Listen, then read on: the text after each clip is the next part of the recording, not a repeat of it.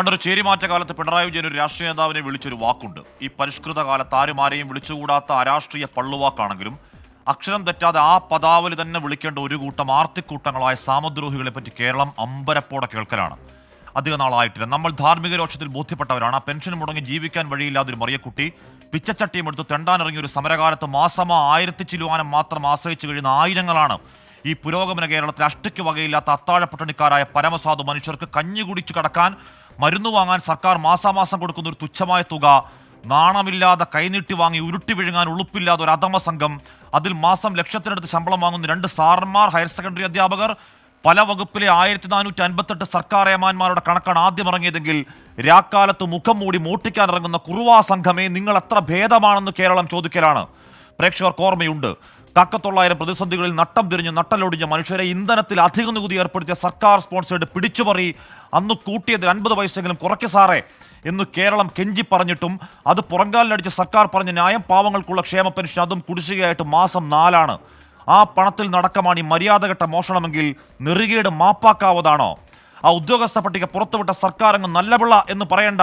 ഈ പോയ വർഷം CAG ചൂണ്ടിക്കാട്ടിയതാണ് ക്ഷേമ പെൻഷൻ കൈനീട്ടി വാങ്ങാൻ അരക്കഴഞ്ച് അർഹതയില്ലാത്തവർ വെട്ടിക്കൊണ്ടു പോകുന്നതിൽ സർക്കാരിന് കോടികളുടെ നഷ്ടം. ഈ 1000 ചിരുവാന കണക്കൊന്നുമല്ല. 9201 സർവീസ് പെൻഷൻകാർ, സർക്കാർ ജീവനക്കാർ, 3 വർഷം കൊണ്ട് മാത്രം രൂപ 40 കോടിക്കടുത്ത് ഈ കാട്ടുകൊള്ളന്മാർ അള്ളി അണ്ണാക്കിൽ തള്ളിയത് ആപ്ലിക്കേഷൻ തൊട്ട് വിതരണം വരെ തട്ടിപ്പ് നന്നേ വെളിപ്പെട്ടതാണ് CAG. ആ ഇന്ധന പിടിച്ചുപറി ന്യായീകരിക്കാൻ കാണിച്ച ജാഗ്രതയുടെ 1000 മതിയായിരുന്നല്ലോ. തിരുത്താൻ നടപടിയെടുത്തോ സർക്കാർ? ആ നെറികെട്ട 1458 ഉദ്യോഗസ്ഥരുടെ ശമ്പളം തിരിച്ചുപിടിക്കണം, പുറത്താക്കണം. പേരും വിലാസവും കേരളത്തിലെ കുറുവാ സംഘം എന്ന തലക്കെട്ടിൽ പത്രങ്ങളുടെ 1-ാം പേജിൽ കൊടുക്കണം. വീട്ടുമുറ്റത്ത് 1, 2, 3 കാറുകൾ, അതൊരു നാടമ്പരം കെട്ടിപ്പൊക്കി ആകാശക്കോട്ടകളെ സപ്രപഞ്ചക്കട്ടിൽ കിടന്ന് പട്ടിക്കിറച്ചു വാങ്ങാൻ വന്നോട്ടെ സാധുക്കളുടെ 1600 എന്ന വൃത്തികേട് ചിന്തിക്കുന്ന കുറ്റവാളി സംഘത്തെ, വൈകൃത മനുഷ്യരെ കഴുത്തിന് പിടിച്ച് നിരത്തിൽ നിർത്തണം സർക്കാർ. വാക്കിന്റെ ചാട്ടയെടുത്ത് മുഖത്ത് നോക്കി ചോദ്യം ചെയ്യട്ടെ പാവങ്ങൾ മറിയക്കുട്ടിമാർ. പ്രിയ പ്രേക്ഷകർക്ക് എൻകൗണ്ടർ പ്രൈമിലേക്ക് സ്വാഗതം.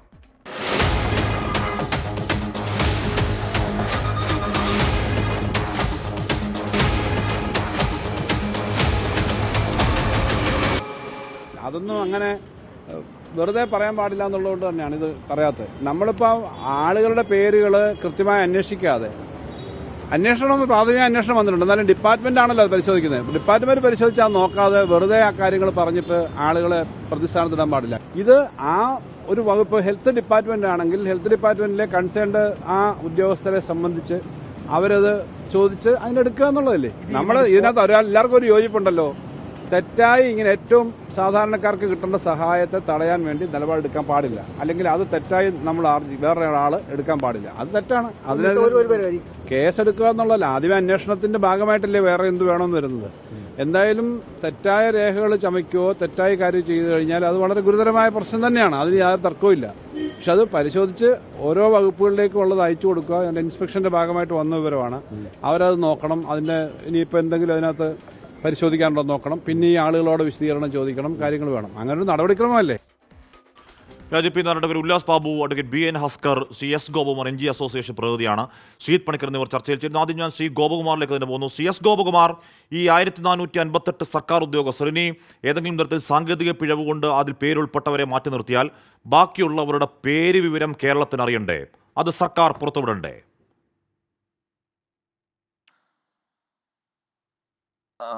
ഞാൻ NGO യൂണിയന്റെ സംസ്ഥാന വൈസ് പ്രസിഡന്റാണ്. ക്ഷമിക്കണം സർ, NGO യൂണിയൻ തീർച്ചയായും താങ്കൾ അഭിപ്രായപ്പെട്ടതുപോലെ ഈ 1458 ആളുകളെ നിയമത്തിൻ്റെ മുന്നിൽ കൊണ്ടുവരികയും അവരെ കൃത്യമായിട്ട് ബഹുജനങ്ങളുടെ മുന്നിൽ അവതരിപ്പിക്കുകയും വേണം. ഇത്തരത്തിൽ കുറ്റകൃത്യം അല്ലെ തട്ടിപ്പ് നടത്തിയ ആളുകളെ സംബന്ധിച്ച് യാതൊരു വിധത്തിലുള്ള വിട്ടുവീഴ്ചയുമില്ലാത്ത നടപടി സ്വീകരിക്കണം. അതായത് ഔദ്യോഗിക തലത്തിൽ സർക്കാർ ഉദ്യോഗസ്ഥർ എന്ന നിലയ്ക്കുള്ള അവരുടെ ഭാഗത്ത് ഉണ്ടായ വീഴ്ചയെ സംബന്ധിച്ച നടപടി സ്വീകരിക്കുന്നതോടൊപ്പം തന്നെ നിയമപരമായി ഇത്തരത്തിൽ പൊതുപ്പണം കട്ടെടുത്ത ആളുകളെ സംബന്ധിച്ചിടത്തോളം അതിനെക്കുറിച്ചും വ്യക്തമായ അന്വേഷണം നടത്തി മാതൃകാപരമായ ശിക്ഷാ നടപടികൾക്ക് വിധേയമാക്കണം എന്നാണ് ഞങ്ങളുടെ അഭിപ്രായം. പിടിക്കേണ്ടത് ഈ പറയുന്ന എന്താണ്, ഈ വരുമാനമില്ലാത്തവർ കൊടുക്കുന്നതാണ് ഈ പാവങ്ങളുടെ ക്ഷേമ പെൻഷൻ. അവരിൽ നിന്ന് തിരിച്ചു പിടിക്കേണ്ടത്, പലിശ സഹിതം തിരിച്ചു പിടിക്കേണ്ടത് അവർ അനർഹമായി അടിച്ചുമാറ്റിക്കൊണ്ടിരുന്ന ഈ കാലാകാലങ്ങളിൽ അടിച്ചുമാറ്റിക്കൊണ്ടിരുന്ന ക്ഷേമ പെൻഷനാണോ, അതോ ആ കാലത്തെ അവരുടെ ശമ്പളമാണോ സർ പിടിക്കേണ്ടത്? ഈ പേര് വിവരം പുറത്തുവിടുക എന്ന് പറഞ്ഞ് ഇനി ഒരാളും ഇത്തരത്തിൽ ഈ അധമപ്പണി ചെയ്യരുത് എന്ന പാഠത്തിന് കൃത്യം പത്രങ്ങളിലോ ചാനൽ വഴിയോ ഇവരുടെ പേരുകൾ കൃത്യമായി ഇന്ന ഇന്ന ആളുകൾ അവരുടെ വിലാസം ഇത് എന്ന് പുറത്തുവിടണ്ടേ? കേരളം അറിയണ്ടേ? തീർച്ചയായും അതുണ്ടാകണമെന്നുള്ള കാര്യത്തിൽ സംശയമില്ല. പിന്നെ താങ്കൾ ഇവിടെ ചൂണ്ടിക്കാണിച്ചതുപോലെ എന്താണ് അവർ അന്ന് വാങ്ങിയ ശമ്പളമാണോ ക്ഷേമ പെൻഷനാണോ തിരിച്ചു പിടിക്കേണ്ടത് എന്ന ചോദ്യം നമുക്ക് അത് സംബന്ധിച്ച ഒരു തീർപ്പ് കൽപ്പിക്കാൻ കഴിയില്ല. അത് വ്യവസ്ഥാപിതമായ നിയമ സംവിധാനങ്ങളുണ്ട്.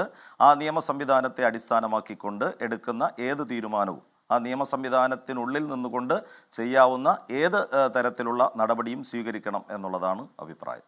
സാർ, ഇപ്പൊ ഈ കൂട്ടത്തിലെ സാങ്കേതിക പ്രശ്നമാണെങ്കിൽ, അറിയാതെ കടന്നുകൂടിയതാണെങ്കിൽ, തെറ്റിദ്ധരിപ്പിച്ച് കടന്നുകൂടിയതാണെങ്കിൽ, ഒരു 10, 16, 20, 30, 40, 50, 100 ആയിക്കോട്ടെ, നമുക്ക് മനസ്സിലാക്കാം. ഇതല്ലല്ലോ. ഇത് പുറത്തു വന്ന പ്രാഥമിക കണക്കിൽ തന്നെ പെടുകയാണ് 1458. അതിൽ കൂടിയേക്കാം എന്ന് പറയുകയാണ് മന്ത്രി. അതിനേക്കാൾ കൂടുതൽ 9000, 10,000-ത്തിനടുത്തുണ്ട് എന്ന് പറയുകയാണ് CAG. അപ്പം ഇതൊരു സാങ്കേതിക പ്രശ്നമൊന്നും അല്ല, ഇതൊരു സംഘടിത കൊള്ളയാണ് എന്ന് വ്യക്തമാക്കുന്നുണ്ടോ ആ കണക്ക്, ശ്രീ ഗോപകുമാർ? അങ്ങനെ നമുക്ക് പറയാൻ കഴിയുമോ എന്ന് എനിക്കറിയില്ല. പക്ഷേ ഇത് സാങ്കേതിക പ്രശ്നമല്ല. തീർച്ചയായിട്ടും ബോധപൂർവമായി തങ്ങളുടെ സാഹചര്യങ്ങൾ മറച്ചു വെച്ചുകൊണ്ട്, അത് വരുമാനത്തെ സംബന്ധിച്ചായിക്കൊള്ളട്ടെ, അതുപോലെ തന്നെ ജോലിയെ സംബന്ധിച്ചായിക്കൊള്ളട്ടെ, അത് സംബന്ധിച്ച കാര്യങ്ങൾ മറച്ചു വെച്ചുകൊണ്ട് തന്നെയായിരിക്കണം ഇത് ചെയ്തിട്ടുള്ളത്. അത് 1458 എന്ന സംഖ്യയിൽ മാത്രം ഒതുങ്ങുമെന്ന് തോന്നുന്നില്ല. സർക്കാർ ജീവനക്കാർ എന്ന പട്ടികയിൽ മാത്രം ഒതുങ്ങുമെന്നും തോന്നുന്നില്ല. വളരെ കൃത്യമായിട്ട് 1 ലക്ഷം രൂപ വരുമാന പരിധി നിശ്ചയിച്ചിട്ടുള്ള ഈ ക്ഷേമ പെൻഷനെ സംബന്ധിച്ചിടത്തോളം അതിൽ വരുമാന പരിധി കുറച്ച് കാണിച്ചുകൊണ്ട് പല വിധത്തിലുള്ള തട്ടിപ്പുകൾ നടക്കുന്നതിനെ സംബന്ധിച്ചുള്ള വാർത്തകൾ പലപ്പോഴും പുറത്തു വന്നിട്ടുണ്ട്. അക്കാര്യത്തിലെല്ലാം കൃത്യമായ അന്വേഷണം നടത്തി 1458 ആയിരിക്കില്ല, തീർച്ചയായിട്ടും അത്തരത്തിലുള്ള അന്വേഷണം നടത്തി അനർഹരെ ഒഴിവാക്കി കഴിഞ്ഞാൽ, ഇപ്പോൾ കേവലമായ ഒരു മസ്റ്ററിങ്ങിലൂടെ മാത്രമാണ്, വർഷാവർഷം നടക്കുന്ന മസ്റ്ററിങ്ങിലൂടെ മാത്രമാണ് ഇത് സംബന്ധിച്ച ഒരു അന്വേഷണം നടക്കുന്നത്. അതിനപ്പുറത്ത് അതിലുണ്ടായിട്ട പോരായ്മകൾ, ഇപ്പോൾ നടക്കുന്ന മസ്റ്ററിങ്ങിൽ ഉണ്ടാകുന്ന പോരായ്മകളടക്കം പരിഹരിച്ചുകൊണ്ട് തികച്ചും സുതാര്യമായിട്ട് ഏറ്റവും അർഹരായവർക്ക് ഇത് ലഭ്യമാക്കാൻ കഴിയുന്ന നടപടി സ്വീകരിക്കേണ്ടതുണ്ട്. തീർച്ചയായും അങ്ങനെ ചെയ്തു കഴിഞ്ഞാൽ യഥാർത്ഥത്തിൽ ഇപ്പോൾ ഉണ്ടായിട്ടുള്ള, താങ്കൾ ഇൻട്രോയിൽ സൂചിപ്പിച്ചതുപോലെ ഇപ്പോൾ 4 മാസത്തെ കുടിശ്ശിക ഉണ്ടായിരിക്കുന്നു, അല്ലെങ്കിൽ 1600 എന്ന സംഖ്യയെ വർദ്ധിപ്പിക്കാൻ കഴിയാത്ത സാഹചര്യം ഉണ്ടായിരിക്കുന്നു.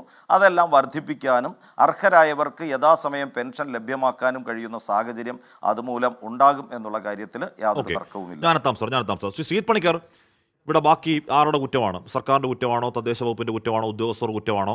ഉറപ്പായും ഈ 1458-നപ്പുറം ഇപ്പോൾ കോട്ടപ്പുറത്തെ 42 റാൻഡം സാമ്പിളിൽ 38 പേര് അനർഹരാണെന്ന് കണ്ടെത്തിയതിൽ അവിടെയും സർക്കാർ ഉദ്യോഗസ്ഥരുടെ പങ്കും വിസ്മരിക്കാവുന്നതല്ല. പക്ഷേ ശ്രീത് പണിക്കർ ആലോചിച്ച് നോക്കൂ, ഈ പറഞ്ഞ 1600 രൂപ എന്ന് പറയുന്നത്, നമ്മൾ അന്ന് ഞാനത് വ്യക്തിപരമായി അത്രയും ബോധ്യപ്പെട്ടത് ഈ പറഞ്ഞ പെൻഷൻ മുടങ്ങിയപ്പോൾ, മറിയക്കുട്ടി സമരമായി ഇറങ്ങിയപ്പോൾ നമ്മൾ നടത്തിയ ചർച്ചയിലാണ്. എത്ര പേരുടെ ഫോണിലേക്ക് വിളിച്ചു എന്നറിയാവോ? ഇവർക്ക് ഈ 1600 രൂപ എന്ന് പറയുന്ന മാസം അവരുടെ സോൾ വരുമാനമാണ്. ഒരു മാസം 1600 എന്ത് ചെയ്യാൻ കഴിയും? അപ്പോൾ അത്രത്തോളം അഷ്ടിക്ക് വകയില്ലാത്ത മനുഷ്യരാണ്. അത്രത്തോളം ജോലിക്ക് പോയി 10 പൈസ ഉണ്ടാക്കാൻ കഴിയാത്ത, പരിക്ഷീണിതരും ആരോഗ്യമില്ലാത്തവരും രോഗികളുമായിട്ടുള്ള പരമസാധു മനുഷ്യരാണ്. ആ 1600 രൂപ ഒക്കെ മോട്ടിച്ചെടുത്തേക്കാം എന്ന് ചിന്തിക്കുന്ന ചിന്തയുണ്ടല്ലോ, എന്തുമാത്രം നീചമായ ചിന്തയാണ് ശ്രീത് പണിക്കരത്.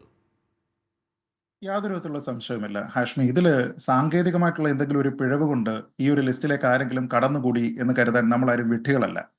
കാരണം ഒരാൾക്ക് പെൻഷൻ എലിജിബിലിറ്റി ഉണ്ടാകണമെങ്കിൽ അയാൾ തന്നെ അപേക്ഷ കൊടുക്കണം. അപ്പോൾ അങ്ങനെ അപേക്ഷ കൊടുത്തിരിക്കാത്ത ഒരാളിന്റെ ഡീറ്റെയിൽസ് ഒക്കെ ഈ സിസ്റ്റത്തിലേക്ക് എവിടെ നിന്നാണ് വരിക? അപ്പൊ നമ്മൾ ഈ പറയുന്നതിനകത്തിൽ സാങ്കേതിക പ്രശ്നം എന്ന് പറഞ്ഞു കഴിഞ്ഞാൽ അപേക്ഷിക്കാത്ത ഒരാൾക്ക് ഇത് കൊടുക്കുക എന്നാണല്ലോ. അപ്പോൾ അങ്ങനെയാണെങ്കിൽ അവിടെ ഒരു ആപ്ലിക്കേഷൻ ഫോം ഉണ്ടായിരിക്കണം, അയാളുടെ ഡീറ്റെയിൽസ് ഉണ്ടായിരിക്കണം. ഇത് ഡയറക്റ്റ് ബെനിഫിറ്റ് ട്രാൻസ്ഫർ ആയതുകൊണ്ട് അയാളുടെ അക്കൗണ്ട് ഡീറ്റെയിൽസ് അവിടെ ഉണ്ടായിരിക്കണം. ഈ കാര്യങ്ങളെല്ലാം തന്നെ ഈ സേവന പോർട്ടലിൽ അല്ലെങ്കിൽ അതിന്റെ ബാക്ക്-എൻഡ് സിസ്റ്റത്തിൽ എവിടെ നിന്നാണ് വരിക? ഇതിന്റെ ഈ സിസ്റ്റം എന്ന് പറയുന്നത് അത്ര ലളിതമൊന്നുമല്ല. എനിക്ക് അങ്ങോട്ട് അപേക്ഷ കൊടുത്തതിന് ശേഷം ഞാൻ തന്നെ ഒപ്പിട്ട് പെൻഷൻ അങ്ങ് വാങ്ങുകയല്ല. ഇതിനൊരു വലിയ ബൃഹത്തായിട്ടുള്ള ഒരു പദ്ധതിയുണ്ട്. ആ പദ്ധതി എന്തിനാ കൊണ്ടുവന്നിരിക്കുന്നത്? അനർഹരായിട്ടുള്ള ഒരാളും ഇത് വാങ്ങാൻ പാടില്ല എന്നും ഇത് അർഹതപ്പെട്ട കൈകളിലേക്ക് മാത്രമേ എത്തിച്ചേരുന്നുള്ളൂ എന്ന് സർക്കാരിന് വേണ്ടി ഉറപ്പുവരുത്തുന്നതിന് വേണ്ടിയിട്ടാണ്. പല സെറ്റ് ഓഫ് കണ്ണുകളാണ് ഇത് കാണുന്നത്. കാരണം ആദ്യം എന്ത് വേണം? നമ്മുടെ ഭാഗത്ത് നിന്ന് ആപ്ലിക്കേഷൻ ഉണ്ടാകണം, നമ്മൾ തന്നെ കുറെ സെൽഫ് ഡിക്ലറേഷൻ പറയണം. കുടുംബത്തിന്റെ വാർഷിക വരുമാനം 1 ലക്ഷം രൂപയിൽ താഴെ, വില്ലേജ് ഓഫീസറുടെ പക്കൽ നിന്ന് കൊണ്ടുവന്നിരിക്കുന്ന വരുമാന സർട്ടിഫിക്കറ്റ്, വീടിന്റെ അവർ പറഞ്ഞിരിക്കുന്ന ടൈപ്പിലുള്ള സ്ക്വയർ ഫീറ്റ് കാര്യങ്ങൾ, വാഹനത്തിന്റെ 1000 cc താഴെയുള്ള വാഹനങ്ങൾ മാത്രമേ ഉള്ളൂ. മറ്റ് പെൻഷനുകളോ ശമ്പളമോ വാങ്ങുന്നില്ല. വേറെ ആരും തന്നെ നമുക്ക് എന്തെങ്കിലും രീതിയിലത്തേക്കുള്ള ഒരു ആശ്രയം തരാനായിട്ടില്ല. ഇങ്ങനെ ഒരു സെൽഫ് ഡിക്ലറേഷൻ നമ്മുടെ ഭാഗത്തു നിന്ന് ഉണ്ടാകുന്നു. അതിനുശേഷം വില്ലേജ് ഓഫീസറുടെ ഭാഗത്തു നിന്ന് കിട്ടുന്ന വരുമാന സർട്ടിഫിക്കറ്റ് നിർബന്ധമാണ്. അപ്പോൾ ഒരു സർക്കാർ ഓഫീസിൽ പ്രവർത്തിക്കുന്ന ഒരാളിനെ സംബന്ധിച്ചിടത്തോളം ഇത് കിട്ടണമെങ്കിൽ ഒന്നുകിൽ ഫോർജറി, അതല്ല എങ്കിൽ നിശ്ചയമായിട്ടും അവിടെ അവരുടെ ഒരു സീക്രട്ട് കൺവെൻസോട് കൂടി മാത്രമേ നടക്കുകയുള്ളൂ. ഇനി അത് കിട്ടിയതിന് ശേഷം എന്താ ചെയ്യുക? ഈ സാധനം പോകുന്നത് വെരിഫൈങ് ഓഫീസർമാർക്കാണ്. ഇവർ ഫീൽഡിൽ പോയി അന്വേഷിക്കുകയാണ്. നമ്മുടെ നാട്ടിൽ ഇത്രത്തോളം ജനസാന്ദ്രതയുള്ള ഒരു സ്ഥലത്ത് പോയിട്ട് ഒരാളിന്റെ വെരിഫിക്കേഷൻ നടത്തുന്ന സമയത്ത് അയാൾ ഇപ്പോൾ എവിടെയാണ് ജോലി ചെയ്യുന്നത് എന്നുള്ളതിനെ പറ്റി ആരും പറയില്ല എന്നാണ് വിചാരിക്കുന്നത്. ആ വീട്ടിൽ ചോദിക്കണമെന്നില്ല, അയൽപക്കത്ത് ചോദിച്ചു കഴിഞ്ഞാൽ അവർ പറഞ്ഞു തരുമല്ലോ. അപ്പൊ ഇങ്ങനെ വെരിഫൈങ് ഓഫീസർമാരുണ്ട്. ഇവർ ഈ റിപ്പോർട്ട് കൊടുക്കുന്നത് പഞ്ചായത്ത് അല്ലെങ്കിൽ തദ്ദേശഭരണ സ്ഥാപനത്തിന്റെ സെക്രട്ടറിക്കാണ്. സെക്രട്ടറിയാണ് ഇവരുടെ വരുമാനത്തിന്റെ സർട്ടിഫിക്കറ്റ് കൂടെ വെച്ചുകൊണ്ട് ഇതിനെ നോക്കുന്നത്. അത് നോക്കിയതിനു ശേഷം ഇതിനെ വെൽഫെയർ സ്റ്റാൻഡിംഗ് കമ്മിറ്റിക്ക് വിടുന്നു. വെൽഫെയർ സ്റ്റാൻഡിംഗ് കമ്മിറ്റി ഇതിനെ പരിശോധിക്കുന്നു. അത് അപ്രൂവ് ചെയ്ത് കഴിഞ്ഞാൽ പഞ്ചായത്ത് സെക്രട്ടറി ഒപ്പിട്ടതിന് ശേഷം ഇവർക്ക് പെൻഷൻ കൊടുക്കുന്നു. എന്ന് പറഞ്ഞാൽ ഈ സിസ്റ്റം വഴി അപ്രൂവ് ആയിരിക്കുന്ന ഒരാൾ മാത്രമേ ഇതിന്റെ ബെനിഫിഷ്യറിയായി വരികയുള്ളൂ. അപ്പൊ പിന്നെ സാങ്കേതികമായിട്ടുള്ള ഒരു പിഴവ് എന്ന് പറയുന്നത് വെറുതെ ഒരു മുട്ടാപ്പോക്ക് പറയുക എന്നതിനപ്പുറത്തേക്ക് മറ്റൊന്നുമില്ല. ഇനി 2, മന്ത്രി ഉൾപ്പെടെ അല്ലെങ്കിൽ മന്ത്രിമാരുൾപ്പെടെ നിരവധി ആൾക്കാർ ഇത് പുറത്തു വരുന്ന സമയത്ത് വലിയ ആശ്ചര്യം പ്രകടിപ്പിക്കുന്നുണ്ട്. അയ്യോ, ഇങ്ങനെ ഇത്രയും പേരുണ്ട്, അല്ലെങ്കിൽ ഇത് ടിപ്പ് ഓഫ് ദി ഐസ്ബർഗ് ആണ്, ഇനിയും ആൾക്കാരുണ്ടായിരിക്കാം, അവർക്ക് BMW ഉണ്ട് എന്നൊക്കെ പറയുന്നു. ഞാൻ പറയുന്നത് നമുക്ക് ഇതിനോടകം തന്നെ അറിയാവുന്നതുപോലെ ചുരുങ്ങിയത് 2020 മുതലെങ്കിലും C&AGയുടെ കൃത്യമായിട്ടുള്ള ഓഡിറ്റിംഗിൽ ഓരോ വർഷവും ഉദാഹരണ സഹിതം ഇത് എങ്ങനെയൊക്കെയാണ് ഈ ചൂഷണം ചെയ്യപ്പെടുന്നത് എന്ന് പറയുന്നുണ്ട്. അതിലിപ്പോൾ ചർച്ച ചെയ്യുന്നത് ഏറ്റവും കൂടുതലായിട്ട് ഈ അനാവശ്യമായിട്ട് സർവീസ് പെൻഷനേഴ്സോ ഗവൺമെന്റ് ജീവനക്കാരോ പെൻഷൻ വാങ്ങുന്നു എന്നത് മാത്രമേ ഉള്ളുവെങ്കിൽ അതിൽ തന്നെ ഒരാൾ 2 പെൻഷൻ വാങ്ങുന്നതിനെ പറ്റി പറയുന്നുണ്ട്. സർവീസിൽ നിന്ന് സസ്പെൻഡ് ചെയ്യപ്പെട്ടിരിക്കുന്ന ആൾക്കാർ പെൻഷൻ വാങ്ങുന്നതിനെ പറ്റി പറയുന്നുണ്ട്. ലീഗലായിട്ട് ഡിവോഴ്സ്ഡ് ആയിരിക്കുന്ന ആൾക്കാർ വിധവാ പെൻഷൻ വാങ്ങുന്നതിനെ പറ്റി പറയുന്നുണ്ട്. അങ്ങനെ നിരവധി കാര്യങ്ങൾ. അതിൽ തന്നെ വാർദ്ധക്യ പെൻഷൻ സർക്കാർ നൽകുന്ന റേറ്റിനേക്കാൾ കൂടുതലായിട്ടുള്ള റേറ്റിൽ ഓരോ മാസവും വാങ്ങുന്ന ആൾക്കാരെ കുറിച്ച് പറയുന്നുണ്ട്. ഇനി ഏറ്റവും വലിയ തമാശ, പലപ്പോഴും വരുന്ന C&AG റിപ്പോർട്ടുകളിൽ ഇങ്ങനെ വാങ്ങിയിരിക്കുന്ന ആൾക്കാരുടെ പേരും പറയുന്നുണ്ട്. നമ്മുടെ കേരള സർക്കാരിന് മാത്രമേ ഉള്ളല്ലോ ഈ പേരൊക്കെ പറയുന്നതിന് വേണ്ടിയിട്ട് ബുദ്ധിമുട്ട്. മറ്റേത് ഈ പേര് സഹിതം പറഞ്ഞിരിക്കുന്ന C&AG റിപ്പോർട്ട് ഞാൻ കണ്ടിട്ടുണ്ട്, എൻ്റെ പക്കലുണ്ട്. അപ്പൊ അങ്ങനെ വരെ ചെയ്തിരിക്കുന്ന ഒരു സംവിധാനമുണ്ട്. ഇത് കണ്ടെത്തിയതിന് ശേഷം വളരെ കൃത്യമായിട്ട് സർക്കാരിനോട് C&AG പറഞ്ഞിരിക്കുന്ന ഒരു 4-5 കൂട്ടം കാര്യങ്ങളുണ്ട്. അതായത് ഏതെങ്കിലും ഒരു സമയത്ത് ഇത് അപ്രൂവ് ചെയ്ത് കൊടുക്കുക. ഇപ്പൊ പറയുന്ന ഏറ്റവും പ്രധാനപ്പെട്ട ഒരു വാദം അതാണല്ലോ. അതായത് ഏതെങ്കിലും ഒരു ഭിന്നശേഷിക്കാരനായിട്ടുള്ളയാൾ അല്ലെങ്കിൽ വിധവയായിട്ടുള്ള ഒരാൾ പെൻഷൻ വാങ്ങിക്കൊണ്ടിരിക്കുന്നു, അതിനുശേഷം ഒരു സർക്കാർ ജോലി കിട്ടുന്നു. അപ്പോൾ സർക്കാർ ജീവനക്കാരുടെ ശമ്പളം എന്നതിനോടൊപ്പം തന്നെ നേരത്തെ അപേക്ഷിച്ചിരിക്കുന്ന പെൻഷനും കിട്ടുന്നു. ഇതാണ് ഇത് വന്നിരിക്കുന്നതെന്ന് പറയുന്ന ഒരു ന്യായമുണ്ട്. ഇത് വളരെ കൃത്യമായിട്ട് C&AG നേരത്തെ തന്നെ ഐഡന്റിഫൈ ചെയ്തു. അതുകൊണ്ട് തന്നെ അവർ പറയുന്നത് ഇത് അപ്രൂവ് ചെയ്യുന്ന ഒരു വർഷം ഒരു വെരിഫിക്കേഷൻ നടത്തിയാൽ പോരാ, ഓരോ വർഷവും ഈ പെൻഷന് ഇവർക്ക് അർഹതയുണ്ടോ എന്ന് തദ്ദേശ സ്വയംഭരണ സ്ഥാപനങ്ങൾ വെരിഫൈങ് ഓഫീസർമാർ വഴി വെരിഫൈ ചെയ്യണമെന്ന് C&AG കേരള സർക്കാരിനോട് പറഞ്ഞിട്ട് ഏറ്റവും ചുരുങ്ങിയത് 4 കൊല്ലമെങ്കിലും കഴിഞ്ഞിട്ടുണ്ട്. ഇതൊരു വിഷയം. 2, ഈ പെൻഷൻ വാങ്ങുന്ന ആൾക്കാരുടെ സാമ്പത്തിക വിവരങ്ങൾ പരിശോധിച്ചതിന് ശേഷം അക്കൗണ്ടുകൾ കൃത്യമായിട്ട് ആധാറുമായിട്ട് ലിങ്ക് ചെയ്യണം. അപ്പോൾ ഇവർ മറ്റ് ബെനിഫിറ്റ്സ് ഏതെങ്കിലും വാങ്ങുന്നുണ്ടോ തുടങ്ങിയ കാര്യങ്ങൾ വളരെ കൃത്യമായിട്ട് അറിയാനായിട്ട് സാധിക്കും. 2, ഇനി 3-മത്തേത്, കൃത്യമായിട്ട് ഇവർ പറയുന്നു സർക്കാരാണല്ലോ ഈ പണം ഡിസ്ബേഴ്സ് ചെയ്യുന്നത്. മറ്റുള്ള കാര്യങ്ങൾക്ക് നമുക്ക് ഉദ്യോഗസ്ഥന്മാരെയൊക്കെ കുറ്റം പറയാമെങ്കിലും സർക്കാർ എവിടെ നിന്നാണ് ഇത് കൊണ്ടുവരുന്നത് എന്നുള്ളത് നമ്മൾ പറയാതെ പോകരുത് കേട്ടോ. നമ്മൾ ഈ ഫൈനാൻഷ്യൽ സർപ്ലസ് ഉള്ള ഒരു സംസ്ഥാനമല്ല. അതുകൊണ്ട് തന്നെ ക്ഷേമ പെൻഷനുകൾ നൽകുന്നതിന് വേണ്ടി പലപ്പോഴും പലിശയ്ക്ക് കടമെടുത്തിട്ടാണ് നമ്മളിത് കൊടുക്കുന്നത്. അപ്പോൾ അത് നിശ്ചയമായിട്ടും അർഹരായിട്ടുള്ള ആൾക്കാരുടെ കയ്യിലേക്ക് എത്തുന്നുള്ളൂ എന്ന് ഡബിൾ ചെക്ക് ചെയ്യേണ്ടത് നമ്മുടെ സർക്കാരാണ്. ഇവിടെ ഈ അധിക നികുതി നമ്മുടെ പിടിച്ചു പറിച്ചില്ലേ ശ്രീ പണിക്കർ? അന്ന് പറഞ്ഞ ക്ഷേമ പെൻഷൻ അധിക നികുതിയിൽ നിന്ന് പിടിച്ചു പറിച്ച പണത്തിൽ നിന്നാണ് കൊടുക്കുന്നതെങ്കിലോ? അങ്ങനെയാണ് നമ്മൾ ഓരോ ലിറ്റർ പെട്രോൾ അടിക്കുന്ന സമയത്ത്, ഡീസൽ അടിക്കുന്ന സമയത്ത് ഒക്കെ തന്നെ സാമൂഹ്യ സുരക്ഷാ പെൻഷൻ എന്ന് പറഞ്ഞിട്ട് നമ്മൾ ഓരോരുത്തരും തന്നെ ഇതിന്റെ കോൺട്രിബ്യൂട്ടേഴ്സ് ആണ്. അത് സർക്കാർ നേരിട്ട് കൊടുക്കുന്നു എന്നതുപോലെ തന്നെ നമ്മൾ ഓരോരുത്തരും നേരിട്ട് സർക്കാരിന് അതിനുവേണ്ടി പ്രത്യേക ഫണ്ട് കൊടുക്കുന്നുണ്ട്. മൊത്തത്തിൽ കൊടുക്കുന്ന ടാക്സിൽ മാത്രമല്ല. അപ്പോൾ അതിൽ ഈ പണം കൈകാര്യം ചെയ്യുക എന്നതിൽ ഉത്തരവാദിത്വം ഉണ്ടാകണം. പക്ഷേ C&AG കൃത്യമായിട്ട് ഇവിടെ പറയുന്നുണ്ട് ഇതിന്റെ ബുക്സ് ഓഫ് അക്കൗണ്ട്സ് കൃത്യമായിട്ട് മെയിൻറ്റെയിൻ ചെയ്തിട്ടില്ല. ഗുരുതരമായിട്ടുള്ള പ്രശ്നമാണ്. 2, പണം കൊടുത്തിരിക്കുന്ന ആൾക്കാരുമായി ബന്ധപ്പെട്ട് അതിന് റിക്കൺസിലിയേഷൻ ഇല്ല. ആര് എപ്പോ എവിടെ നിന്ന് പണം വാങ്ങി എന്നതുമായി ബന്ധപ്പെട്ട് റിക്കൺസിലിയേഷൻ ഇല്ല. 3, ഏതെങ്കിലും ആൾക്കാർക്ക് ഇത് പണം കൊടുത്തിട്ടില്ല എങ്കിൽ അങ്ങനെ അൺഡിസ്ബേഴ്സ്ഡ് ആയിട്ടുള്ള എമൗണ്ടിന് ട്രാക്കിംഗ് പോലുമില്ല. എന്ന് വെച്ച് കഴിഞ്ഞാൽ ഇത് കുത്തഴിഞ്ഞ ഒരു സംവിധാനമാണ്. അതിന്റെ ഏറ്റവും നല്ല ഒരു ഉദാഹരണമുണ്ട്. ഇപ്പോൾ ഉദാഹരണത്തിന് അവർ ഈ C&AG തന്നെ കൃത്യമായിട്ട് 2021 ഓഡിറ്റ് റിപ്പോർട്ടിൽ പറയുന്ന ഒരു കാര്യമുണ്ട്. അതായത് 5 ആൾക്കാർ നിലവിൽ സാമൂഹ്യ ക്ഷേമ പെൻഷൻ വാങ്ങിക്കൊണ്ടിരിക്കുകയാണ്. ഈ 5 ആൾക്കാരും സാമൂഹ്യക്ഷേമ പെൻഷൻ വേണമെന്നും പറഞ്ഞിട്ട് ഫ്രഷ് ആയിട്ടുള്ള ആപ്ലിക്കേഷൻ കൊടുക്കുന്നു. നിലവിൽ അവർ വാങ്ങിക്കൊണ്ടിരിക്കുകയാണ്. അപ്പോൾ ഇത് വെരിഫൈങ് ഓഫീസർമാരുടെ അടുത്തേക്ക് പോകുന്നു. വെരിഫൈ ഓഫീസർമാർക്ക് ഇവരെ നിലവിൽ വാങ്ങുന്നുണ്ടോ, മുൻപ് അപേക്ഷിച്ചിട്ടുണ്ടോ, ഈ കാര്യങ്ങൾ പോലും നോക്കാനായിട്ടുള്ള സംവിധാനമില്ല. പക്ഷേ എങ്കിലും അവർ വെരിഫൈ ചെയ്തതിനു ശേഷം ഈ 5 ആൾക്കാർക്കും ഇതിൽ എലിജിബിലിറ്റി ഇല്ല എന്ന് കണ്ടെത്തി. പക്ഷെ കണ്ടെത്തിയത് അവർ നിലവിൽ പെൻഷൻ വാങ്ങുന്നു എന്ന കാരണത്താലല്ല, മറിച്ച് അവരുടെ വീട്ടിലെല്ലാം 1000 CCക്ക് മുകളിലുള്ള വാഹനം ഉണ്ടായിരുന്നു എന്നതിന്റെ പേരിൽ. എന്ന് വെച്ചാൽ അവിടെ ഒരു സ്കൂട്ടർ മാത്രം ഉണ്ടായിരുന്ന ആൾക്കാരായിരുന്നുവെങ്കിൽ 2 പെൻഷൻ കിട്ടുമായിരുന്നു.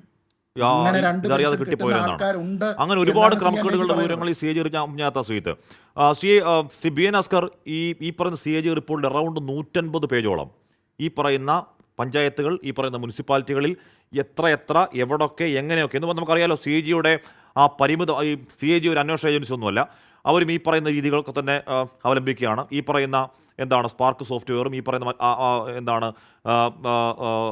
IKM സോഫ്റ്റ്വെയറും ഒക്കെ തമ്മിലുള്ള താരതമ്യം, ആധാർ താരതമ്യം ഒക്കെ തന്നെയാണ്. കൃത്യമായി എണ്ണി ഇന്ന സ്ഥലങ്ങൾ ഇത്രത്തോളം ഉണ്ട്, ഇത്ര കോടികൾ വല്ല വഴിക്ക് പോയിട്ടുണ്ട്. ബി എൻ അസ്കർ, മരിച്ച ആളുകളെ ആ പട്ടികയിൽ മാറ്റാത്ത കാരണം സർക്കാരിന് നഷ്ടമായത് 100 ചില്ലുവാനം കോടിയാണെന്നും അതിൻ്റെ പലിശയ്ക്ക് 87 ലക്ഷം രൂപ കൊടുക്കേണ്ടി വന്നുവെന്നും അത് സർക്കാരിനുള്ള നഷ്ടമാണ്, അന്വേഷിക്കണമെന്നുകൊണ്ടും നടന്നില്ല എന്നും CAG റിപ്പോർട്ടിൽ പറയുന്നുണ്ട്. ഇത് 2022 മുതൽ സർക്കാർ അറിയാവുന്നതാണ്. ശ്രീ ബി എൻ അസ്കർ, ഇന്നാണോ ആ പട്ടിക പുറത്തുവിട്ട് സർക്കാർ നല്ലവണ്ണം ചമയേണ്ടത്? B N Askar. അല്ലെ, 2022 CAG റിപ്പോർട്ടിൻ്റെ 7ാമത്തെ റിപ്പോർട്ടായിട്ടാണ് ഈ സാമൂഹ്യക്ഷേമ പെൻഷനുകളിൽ വന്നിട്ടുള്ള ക്രമക്കേടുകളെ സംബന്ധിച്ചും സംസ്ഥാന സർക്കാരിനുണ്ടാകുന്ന നഷ്ടത്തെ സംബന്ധിച്ചുമൊക്കെ തന്നെ ഒരു സൂചനകൾ നൽകിക്കൊണ്ട് CAG നൽകിയിട്ടുള്ള റിപ്പോർട്ട് ഗവൺമെൻറ് മുന്നിൽ വന്നിട്ടുള്ളത്. സ്വാഭാവികമായും ഒരു 2 വർഷക്കാലം എന്ന് പറയുന്നത് ഇത് സംബന്ധിച്ച് ആ റിപ്പോർട്ടിൻ്റെ ഫൈനാലിറ്റിയിലേക്ക് വരികയും ഇങ്ങനെ ഒരു തീരുമാനമെടുക്കുന്നതിലേക്ക് വന്നതിനും 2 വർഷക്കാലം എന്ന് പറയുന്നത് ഒരു അധിക കാലമായി തന്നെ കാണേണ്ടത്.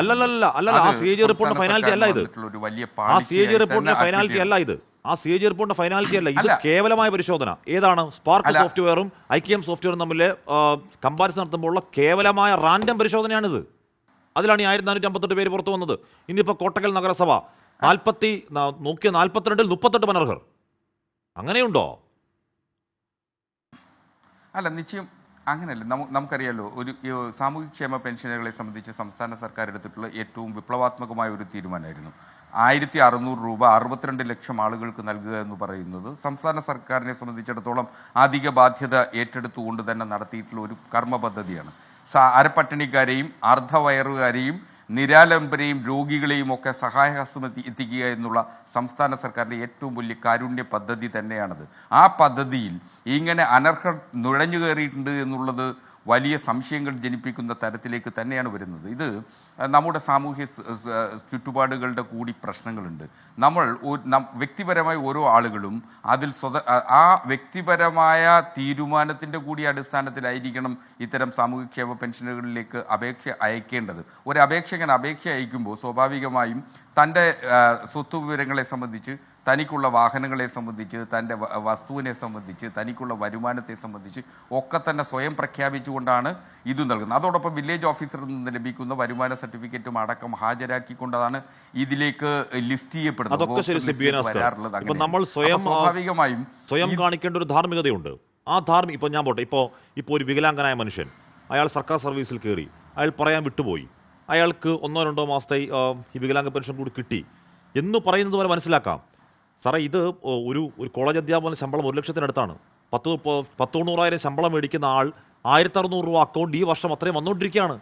ധാർമ്മികത തൊട്ടു തീണ്ടാത്ത മനുഷ്യരല്ലേ. ഹയർ സെക്കൻഡറി അധ്യാപകരുണ്ട്, വിവിധ വകുപ്പിലെ, ആരോഗ്യ വകുപ്പിലെ, സോഷ്യൽ ജസ്റ്റിസ് വകുപ്പിലെ ആൾക്കാർ വരെ കൂട്ടത്തിലുണ്ട്. ശ്രീ ബി എൻ ഹസ്കർ, അപ്പോൾ ധാർമ്മികത ഇല്ലാത്തവരെ ധാർമ്മികത പഠിപ്പിക്കാൻ സർക്കാർ എൻഫോഴ്സ്മെന്റ് വഴിയെടുക്കണം. ഈ കാര്യങ്ങളൊക്കെ അറിഞ്ഞിരുന്നിട്ടും ഇപ്പോൾ മാത്രമാണോ അതും ഒരു വിജിലൻസ് പരിശോധനയാണ്. അതുകൊണ്ട് എന്താവാനാണതിൽ? അങ്ങനെയല്ല. പബ്ലിക് സർവൻ്റ് എന്ന നിലയിൽ സ്വാഭാവികമായി സംസ്ഥാന സർക്കാർ ഉദ്യോഗസ്ഥർ പബ്ലിക് സർവൻറ്റിൻ്റെ പരിധി വരും. അപ്പോൾ വിജിലൻസ് ആൻഡ് ആൻറ്റി കറപ്ഷൻ ബ്യൂറോയ്ക്ക് ഇക്കാര്യത്തിൽ അന്വേഷിക്കുന്നതിന് നിയമപരമായ ഉത്തരവാദിത്വമുണ്ട്. ആ ഉത്തരവാദിത്വമാണ് ചെയ്യുന്നത്. മാത്രമല്ല, ഇതിൽ ഓരോ പഞ്ചായത്തിലെയും തദ്ദേശ സ്വയംഭരണ സ്ഥാപനങ്ങൾക്ക് ഇക്കാര്യത്തിൽ വലിയ കൂട്ടുത്തരവാദിത്വമുണ്ട്. തദ്ദേശ സ്വയംഭരണ സ്ഥാപനങ്ങൾ ആ കൂട്ടുത്തരവാദിത്വത്തിൽ നിന്ന് മാറി നിന്നുകൊണ്ട് നമുക്ക് ഈ ചർച്ച സംസ്ഥാന സർക്കാരിന് മാത്രം പഴിചാരിക്കൊണ്ട് പോകാനാവില്ല. സേവന സോഫ്റ്റ്വെയറും IKM ഈ ഇൻഫർമേഷൻ കേരള മിഷനും അടക്കം നോക്കുന്ന സേവന സോഫ്റ്റ്വെയറിനെ സംബന്ധിച്ച് അതിൻ്റെ നിയന്ത്രണം ഇപ്പോഴും തദ്ദേശ സ്വയംഭരണ സ്ഥാപനത്തിനാണ്. സ്വാഭാവികമായി തദ്ദേശ സ്വയംഭരണ സ്ഥാപനങ്ങളിലെ അമിത ജോലിഭാരം, ഉദ്യോഗസ്ഥർക്കിടയിൽ ഉണ്ടായിട്ടുള്ള അമിത ജോലിഭാരം ഇക്കാര്യത്തിൽ ചില വീഴ്ചകൾ സംഭവിച്ചിട്ടുണ്ട് എന്ന് തുറന്ന് സമ്മതിക്കുന്നതിൻ്റെ മടിയില്ല. മാത്രമല്ല കോവിഡ് കാലത്തിൽ വന്നുപോയിട്ടുള്ള ആ കോവിഡ് കാലത്തിൻ്റെ അനന്തരമായി വന്നുപോയിട്ടുള്ള സംഭവ വികാസങ്ങളാണ് ഇതിൽ സംഭവിച്ചിട്ടുള്ളത്. അല്ലാതെ ഇതിലൊരു പുതിയ അപ്പോൾ സംസ്ഥാന സർക്കാർ ഇതിൽ ഉണർന്ന് ജാഗ്രതയോടുകൂടി പെരുമാറുന്നു എന്ന് അഭിനന്ദനമാണ് ഈ ഘട്ടത്തിൽ നൽകേണ്ടത്. ഈ 1458 എന്ന് പറയുന്നത് തന്നെ അതിഭീകരമായ കണക്കാണ്. അതിൽ ഈ കോളേജ് അധ്യാപകരൊക്കെ ഉണ്ട് എന്ന് പറയുന്നത് അങ്ങേയറ്റം ഹീനമായ നടപടിയാണ് അവർ ചെയ്തത്. അതിനപ്പുറം കണക്കുണ്ട് എന്ന് മന്ത്രി തന്നെ പറയുകയില്ല, അതിന് മുകളിലേക്ക് കണക്ക് പോകുമെന്ന് പറയുകയില്ല. ശ്രീ രാജു പി നായർ, ഇവിടെ കോട്ടക്കൽ നഗരസഭ 48 പേരുടെ പരിശോധനയിൽ 32 പേരും അനർഹർ. BMW കാർ മേടിക്കുന്നവരുണ്ട്, വലിയ മണിമാളിക കെട്ടിപ്പൊക്കിയ ആൾക്കാരുണ്ട്, 2-3 കാറ് ഉള്ളവരുണ്ട്, വീട്ടിൽ AC ഉള്ളവരുണ്ട്. ഇക്കാലം അത്രയും അവർ വാങ്ങിക്കൊണ്ടിരിക്കുകയാണ്. അത് കോട്ടക്കൽ മാത്രമാണ്. നാളെ മുതൽ നോക്കൂ, ഓരോരോ പഞ്ചായത്തുകളിൽ ഇത്ര അനർഹരുടെ വലിയ കണക്കുകൾ പുറത്തേക്ക് വരാൻ പോവാണ്. ഇത് ഏതെങ്കിലും തരത്തിൽ തദ്ദേശ സ്ഥാപനങ്ങളുടെ വീഴ്ചയായോ, ഏതെങ്കിലും തരത്തിൽ ഉണ്ടായ സാങ്കേതിക പിഴവായോ, ഏതെങ്കിലും തരത്തിൽ ഇത്തരത്തിൽ എന്താണ് ഇപ്പോൾ ധനമന്ത്രി കെ എൻ ബാലഗോപാൽ പറയുന്നത് പോലെ ഈ വികലാംഗർ എന്ന് പറയുന്ന വാക്ക് ഉപയോഗിക്കുന്നത് ശരിയല്ല, ഭിന്നശേഷിക്കാർ എന്നാണ് പറയേണ്ടത്. അപ്പോൾ ഭിന്നശേഷിക്കാരായ ആളുകൾ അവർ സർക്കാർ സർവീസിലേക്ക് വന്നപ്പോൾ അവർ ഒഴിവാക്കാൻ വിട്ടുപോയി എന്ന കേവലമാണോ പ്രശ്നം? ഇത് പണ്ട് നോട്ട് നിരോധന കാലത്ത് മൻമോഹൻ സിംഗ് പറയുന്നത് പോലെ ഓർഗനൈസ്ഡ് ലൂട്ട് എന്ന വാക്ക് തന്നെ ഉപയോഗിക്കണ്ടേ രാജു പി നായർ? അല്ല, തീർച്ചയായിട്ടും അത് തന്നെയാണ്. കാരണം സാധാരണക്കാരായ മനുഷ്യർക്ക് അർഹരായിട്ടുള്ള ഒരു പെൻഷൻ, ആ പെൻഷൻ ഇത്രമാത്രം അനർഹരായിട്ടുള്ള ആൾക്കാർ അത് മേടിച്ചെടുക്കുന്നു എന്നുള്ളത് തീർച്ചയായിട്ടും നമ്മുടെ ഒരു ഭരണ സംവിധാനത്തിന്റെ വീഴ്ച തന്നെയാണ്. എന്താണ് CPM ഈ ചർച്ചയിൽ എന്താ പങ്കെടുക്കാത്തത് ഹാഷ്മി? CPM 24 ബഹിഷ്കരിച്ചിട്ട് വല്ലതും ഉണ്ടോ? ഇത് സർക്കാർ NGO യൂണിയൻ കൂടി ഉൾപ്പെടണമല്ലോ, അതുകൊണ്ട് വിളിക്കാതിരുന്നതാണ് ഞാൻ. ചർച്ചയിൽ പങ്കെടുക്കാത്തതല്ല. ശരി. ഞാൻ വിചാരിച്ചാൽ ഇപ്പോൾ സാധാരണ എല്ലാ പ്രതിരോധത്തിലാവുന്ന വിഷയങ്ങളിലും CPM ഇപ്പൊ വിട്ടു നിൽക്കുകയാണ് പതിവ്. ഞാൻ സൂചിപ്പിച്ചു വന്നത് ഇത് തദ്ദേശ സ്വയംഭരണ സ്ഥാപനങ്ങളുടെ ഇതിലോ അല്ലെങ്കിൽ IKMന്റെയോ സേവന ഇതിനകത്ത് മാത്രം വരുന്നൊരു സംഭവമല്ല. ഇതിനകത്ത് കൃത്യമായിട്ടുള്ള വേരിഫിക്കേഷൻ നടക്കേണ്ടതായിട്ടുണ്ട്. അത് ഒരു ഘട്ടത്തിൽ മാത്രമല്ല. നേരത്തെ ഇവിടെ ശ്രീജിത് പണിക്കർ സൂചിപ്പിച്ചുകൊണ്ട് വീണ്ടും അതിലേക്ക് കടക്കുന്നില്ല. കൃത്യമായിട്ടുള്ള വേരിഫിക്കേഷൻ നടത്തിയതിനു ശേഷം മാത്രമാണ് ഇതിലുള്ള അർഹരെ കണ്ടുപിടിക്കുന്നത്. അപ്പോൾ വേരിഫിക്കേഷൻ പ്രോസസ്സിലാണോ, എവിടെയാണ് ഇതിൻ്റെ പിഴവ് വന്നിരിക്കുന്നത് എന്നുള്ളത് വളരെ കൃത്യമായിട്ട് അന്വേഷിക്കുകയും അതിൽ കുറ്റക്കാർക്കായവർക്കെതിരെ നടപടി ഉണ്ടാവുകയും വേണം. ഇവിടെ ഇത്തരത്തിലുള്ളവരുടെ പേരുകൾ മുഴുവൻ എന്തിനാണ് ഇവർ മറച്ചു പിടിക്കേണ്ട? ആരെയാണ് ഈ സംരക്ഷിക്കേണ്ട ആവശ്യം? അങ്ങനെ ഒരു സംരക്ഷണത്തിന്റെ ആവശ്യം അത് ഏത് പാർട്ടിയിൽപ്പെട്ടവരാണെങ്കിലും ഏത് രാഷ്ട്രീയം കൊണ്ട് നടക്കുന്നവരാണെങ്കിലും ഒരാളെയും ഇതിനകത്ത് പുറത്ത് വരുന്നതിൽ നിന്ന് സംരക്ഷിക്കേണ്ട കാര്യമില്ല. എന്ന് മാത്രമല്ല, സർക്കാർ ഉദ്യോഗസ്ഥർ ഇത് ചെയ്താൽ കൃത്യമായിട്ടുള്ള അഴിമതിയാണ്, സർക്കാരിനെ വഞ്ചിക്കുകയാണ്. അങ്ങനെ സർക്കാരിനെ വഞ്ചിക്കുന്ന ഇത്തരത്തിലുള്ള കാര്യം ചെയ്തവർക്കെതിരെ വകുപ്പ് തല നടപടി, അച്ചടക്ക നടപടി, ക്രിമിനൽ കേസും ഉൾപ്പെടെ എടുക്കേണ്ട സാഹചര്യമുണ്ട്. അതൊന്നും ചെയ്യാതെ ഈ പറയുന്നതിനെ ഒരു ചെറിയ വിജിലൻസ് അന്വേഷണത്തിന്റെ പരിധിയിൽ കൊണ്ടുവന്നുകൊണ്ട് അതിൽ നിന്ന് ഈ സർക്കാരിൻ്റെ ഒരു പരാജയത്തെ രക്ഷപ്പെടുത്താൻ ശ്രമം നടത്തുകയാണെങ്കിൽ അത് അംഗീകരിക്കാൻ കഴിയുന്നതല്ല. കാരണം സമൂഹത്തിൽ റെപ്യൂട്ടഡ് എന്ന് പറഞ്ഞ് നിൽക്കുന്ന ആൾക്കാർ ഈ പറയുന്ന സർക്കാരിനെ വഞ്ചിച്ചുകൊണ്ട്, സ്വന്തം സർക്കാരിന് ജോലി ചെയ്യുന്ന സർക്കാരിനെ വഞ്ചിച്ചുകൊണ്ട് ഏറ്റവും സാധാരണക്കാരായ മനുഷ്യർക്ക് അർഹരായ പണം തട്ടിയെടുക്കുക എന്നുള്ളത് ചെറിയ ഒരു സംഭവമായി കാണേണ്ടതല്ല. അതുകൊണ്ട് കൃത്യമായിട്ട് ഇതിനകത്ത് നടപടികൾ വേണം. ആ നടപടികൾ വളരെ സുതാര്യമായും ജനങ്ങൾക്ക് ബോധ്യപ്പെടുന്ന രീതി വരണം. കാരണം ഇവരാരും ഇത് അറിയാതെ ചെയ്തതല്ല, മസ്റ്റർ ചെയ്യേണ്ടതാണ്. അപ്പം മസ്റ്റർ ചെയ്യുമ്പോഴെല്ലാം BMW കാറിൽ വന്നിട്ട് മസ്റ്റർ ചെയ്ത് പോവുകയാണ്. മനസ്സിലായില്ലേ? BMW കാറിൽ വന്നിട്ടാണ് മസ്റ്റർ ചെയ്തു പോകുന്നത്. അപ്പോൾ കൃത്യമായിട്ട് ഇവർ ചെയ്യുന്ന ക്രമക്കേട് എന്താണെന്നുള്ളതും ഇവർ കാണിക്കുന്ന കുറ്റം എന്താണെന്നുള്ളതും കൃത്യമായ ബോധ്യത്തോടു കൂടി തന്നെ ചെയ്തിട്ടുള്ളതാണ്. അങ്ങനെ ബോധ്യത്തോടു കൂടി ചെയ്തിട്ടുള്ളവരെ സംരക്ഷിക്കുകയല്ല, മറിച്ച് അവരുടെ കൃത്യമായിട്ട് ഓരോ തദ്ദേശ സ്വയംഭരണ സ്ഥാപനങ്ങളുടെ അടിസ്ഥാനത്തിൽ ലിസ്റ്റ് പ്രസിദ്ധീകരിക്കണം. ലിസ്റ്റ് പ്രസിദ്ധീകരിച്ച് അവരെ സമൂഹത്തിന് മുമ്പിൽ ഷെയിം ചെയ്യണം. ഇനി മേലാൽ ഒരിക്കലും ഒരാൾക്ക് ചെയ്യാൻ കഴിയാത്ത രീതിയിൽ അവരെ സമൂഹ മധ്യത്തിൽ തുറന്നു കാണിച്ചുകൊണ്ട് വേണം നമുക്ക് മുന്നോട്ട് പോകാൻ. ഞാൻ ഇതിനകത്ത് വലിയൊരു രാഷ്ട്രീയ പ്രശ്നമായിട്ട് ഈ ഘട്ടത്തിൽ അത് ഉന്നയിക്കുന്നില്ല. അതിനപ്പുറം കാരണം ഒരു വ്യാപ്തി ഇതിനുണ്ട്. ഇപ്പൊ പറയുന്നൊന്നും അല്ലല്ലോ, ഇതിനേക്കാളൊക്കെ വലിയ നമ്പറുകൾ ഉണ്ട് എന്നുള്ളൊരു വ്യാപ്തി കൂടി ഉണ്ട്. അപ്പോൾ കൊണ്ട് ആ വ്യാപ്തിയുടെ ഇതിനകത്ത് കൃത്യമായിട്ടുള്ള ആൾക്കാർ ശരിയാണ്, വലിയൊരു സ്കാമിന്റെ മഞ്ഞുമേലൊടറ്റം അതെ, എന്നൊക്കെ വിളിക്കാവുന്ന തരത്തിലാണ് ഈ 1458 കണക്ക് എന്ന് തന്നെ വേണം കരുതാൻ. ശ്രീലാസ് ബാബു, ഇവിടെ സമയത്ത് ഇവിടെ BMW കാറിൽ പോയി മസ്റ്റർ ചെയ്ത് തിരികെ ശീതീകരിച്ച മുറിയിലെ അല്ലെങ്കിൽ മണിമാളികയിലെ സപ്രപഞ്ചക്കട്ടിൽ വന്ന് വിശ്രമിക്കുന്ന ആൾക്കാരെ കുറിച്ചാണ് ബ്രേക്കിന് മുമ്പ് രാജു പി നായർ പറഞ്ഞത്. സുല്ലാസ് ബാബു, ഇപ്പോഴേക്കുന്ന മെസ്സേജാണ്. മസ്റ്ററിങ് ചെയ്യാൻ പോലും ഗതിയില്ലാത്തവർ എനിക്കറിയാം. ടൈമിൽ മസ്റ്റർ ചെയ്യാത്തതുകൊണ്ട് 2 മാസത്തെ പെൻഷൻ കിട്ടിയില്ല. അങ്ങനത്തെ മനുഷ്യന്മാർ ജീവിക്കുന്ന നാട്ടിൽ ഇത്രയും പൈസ, ഇത്രയും അനർഹർ ബോധപൂർവം ഇക്കാലം അത്രയും അടിച്ചുമാറ്റി എന്ന് പറയുന്നത്, ബാക്കിയൊക്കെ പോട്ടെ, ഒരു സമൂഹം എന്നുള്ള നിലയ്ക്ക് നമ്മൾ എവിടെ നിൽക്കുന്നു എന്നതിൻ്റെ തെളിവ് കൂടിയല്ലേ ശ്രീ ഉല്ലാസ് ബാബു? നമ്മളൊരു കാര്യം, ഇതിനകത്ത് രാഷ്ട്രീയമില്ലല്ലോ. ഇതിനകത്ത് രാഷ്ട്രീയത്തിനേക്കാൾ ഉപരി ഇതിനകത്തൊരു കെടുകാര്യസ്ഥതയാണ്. ഒരു ഉപജീവന പ്രയാസമുള്ള ആളുകൾ സംരക്ഷണ വലയത്തിൽ ഉണ്ടാകണമെന്ന സതുദ്ദേശത്തിൻ്റെ അടിസ്ഥാനത്തിലാണ് ഇതുപോലെയുള്ള കാര്യങ്ങൾ സർക്കാരുകൾ തീരുമാനിക്കുന്നത്. ഇവിടെ നമ്മളൊരു കാര്യം മനസ്സിലാക്കേണ്ടത്, ചില കാര്യങ്ങളിൽ നമ്മൾ പറയാതെ പറഞ്ഞിട്ട് കാര്യമില്ല. മസ്റ്ററിങ്ങിൽ പങ്കെടുത്തില്ല എങ്കിലും ഒരാൾക്ക് 18 വയസ്സായി, 18 വയസ്സായ ആൾ പെൻഷൻ വാങ്ങിക്കുന്നു, അല്ലെങ്കിൽ 20 വയസ്സായ ആൾ പെൻഷൻ വാങ്ങിക്കുന്നു. അതിൻ്റെ ഇടയിൽ അദ്ദേഹത്തിന് ഒരു ദിവ്യാംഗത്തിനെ സംബന്ധിച്ചിടത്തോളം അദ്ദേഹത്തിന് ജോലി കിട്ടുന്നു. ആ ജോലി കിട്ടി കഴിഞ്ഞാൽ അദ്ദേഹം അറിയിക്കേണ്ടതാണ്. അറിയിച്ചില്ല എങ്കിൽ മസ്റ്ററിങ്ങിന് അദ്ദേഹം ഹാജരായില്ല എങ്കിൽ ഓട്ടോമാറ്റിക്കലി കട്ടായി പോകണം. അപ്പോൾ സർക്കാർ നിരവധി തവണ ഈ കാര്യങ്ങളൊക്കെ അറിയിക്കുന്നുണ്ട് എങ്കിലും ഇവർ അക്ഷയയിൽ പോയി വിരലടയാളം കൊടുക്കും. സ്വാഭാവികമായിട്ട് സർക്കാർ നിരവധി തവണ, ആ വരിയാണ് നമ്മൾ ശ്രദ്ധിക്കേണ്ടത്, സർക്കാർ നിരവധി തവണ പലതവണയായി ആവശ്യപ്പെട്ടിട്ടുണ്ട് ഇവ അനർഹരുണ്ട്, ഒഴിവാണ്. അപ്പോൾ സർക്കാരിന് ഇതിനെക്കുറിച്ച് ബോധ്യമുണ്ട്. പക്ഷേ ബോധ്യമുണ്ടായിട്ടും അതിനെക്കുറിച്ച് കൃത്യമായി അന്വേഷിച്ചില്ല. സ്പാർക്കിൻ്റെ സോഫ്റ്റ്വെയർ വഴിക്കല്ലാതെ ശമ്പളം മേടിക്കുന്ന ഈ നിത്യ ശമ്പളം മേടിക്കുന്ന ആളുകളുണ്ട്, അതാത് ദിവസത്തെ ശമ്പളം മേടിക്കുന്ന കരാറടിസ്ഥാനത്തിലുള്ള ആളുകൾ, അവരൊക്കെ ക്ഷേമ പെൻഷൻ വാങ്ങിക്കുന്നുണ്ട്. രണ്ടാമത്തെ കാര്യം, ഒരു സഹകരണ സംഘങ്ങളിലെ ആളുകൾ ക്ഷേമ പെൻഷൻ കൊണ്ടുകൊടുക്കുന്ന സിസ്റ്റമുണ്ട്. അവിടെയാണ് നമുക്ക് ചെറിയ ഒരു എന്താ പറയുക, ഇതിനകത്തൊരു കള്ളത്തരം നമുക്ക് ഫീൽ ചെയ്യാം. ഇവരൊരു വീട്ടിൽ കൊണ്ടു കൊടുക്കുമ്പോൾ, അല്ലെങ്കിൽ ഒരു വാർഡ് മെമ്പറെ സംബന്ധിച്ചോ, ചില വാർഡ് മെമ്പർമാരെ പെൻഷൻകാരെ കൂട്ടി നിർത്തും. അതൊക്കെ ചില രാഷ്ട്രീയത്തിന്റെ ഭാഗം. ലക്ഷത്തിൽ 10-46% ആളുകൾ നേരിട്ട് കൊടുക്കുന്നതാണ്. അത്രയും പേർക്ക് അക്കൗണ്ടില്ലാത്ത പ്രശ്നം ഉണ്ടാവുമോ? അത് DBT സിസ്റ്റത്തിൽ കൊടുക്കുന്നു. പക്ഷേ അത് DBT സിസ്റ്റത്തിൽ കൊടുക്കും. നേരിട്ട് DBTയിൽ തെറ്റുപറ്റിയാൽ നേരിട്ട് കൊടുക്കുന്നവർക്ക് തെറ്റുപറ്റാൻ പാടില്ല. കാരണം അവർക്ക് കൃത്യമായി അറിയാലോ, അവർ പോകുന്ന വീടറിയാം, അവർ കൊടുക്കുന്ന ആളെ അറിയാം, ആൾക്ക് തൊഴിലുണ്ടെങ്കിൽ അതറിയാം. അപ്പോൾ ഇതിനകത്ത് കൃത്യമായിട്ട് അതിന് വേണ്ട ശ്രദ്ധ സർക്കാർ കൊടുത്തില്ല എന്നുള്ള 1458 എന്ന് പറയപ്പെടുന്നതൊക്കെ ചെറിയ കണക്കാണ്. ആ കണക്കൊന്നുമല്ല യാഥാർത്ഥ്യത്തിലുള്ളത്. മസ്റ്ററിങ് നടത്തുന്ന സമയത്ത് വിരലടയാളം വെച്ച ആളുകൾ, ഇതിനകത്ത് സർക്കാർ ചെയ്യുന്നത് എന്താണ്? ചെറിയ മൃദു സമീപനം സർക്കാർ എടുത്തിട്ടുണ്ട്. കാരണം ഈ സർക്കാർ ജോലിക്കാരുടെ കൂട്ടായ്മ, അല്ലെങ്കിൽ സർക്കാർ ജോലിക്കാരുടെ പൊളിറ്റിക്കൽ പവറിനെ ഓവർകം ചെയ്യാനുള്ള ഭയം ഇവിടുത്തെ രാഷ്ട്രീയ സർക്കാരുകൾക്കുണ്ട് എന്നുള്ളതിൻ്റെ അടിസ്ഥാനത്തിലാണ് അവരെ തലോടിക്കൊണ്ടും എന്നാൽ അന്വേഷണം നടത്തിക്കൊണ്ട് കൈകാര്യം ചെയ്യുന്നത്. അങ്ങനെ ആവരുത്. അവരെ 100% സത്യത്തിൽ പിരിച്ചുവിടുകയാണ് ചെയ്യേണ്ടത്. ഈ നാടിനോട് അവർ ചെയ്യുന്ന ഏറ്റവും വലിയ വൃത്തികേടാണ്, പച്ച മലയാളത്തിൽ പറഞ്ഞാൽ. ഒരു ശരാശരിക്കും താഴെയുള്ള സാധാരണക്കാരൻ്റെ ഉപജീവന പ്രശ്നത്തെ പരിഹരിക്കാൻ കൊണ്ടുവരുന്ന ഒരു പദ്ധതിയെ അവനവന് സുഖമായി ജീവിക്കാനുള്ള സൗകര്യമുണ്ടായിരിക്കെ അതും വാങ്ങിച്ചുകൊണ്ട് അവൻ ചെയ്യുന്ന സമയത്ത് അവൻ ചെയ്യുന്ന കൊടും ക്രൂരത എന്ന് പറയപ്പെടുന്നത് ഈ നാടിനോട് ചെയ്യുന്ന ഏറ്റവും വലിയ തെറ്റാണ്.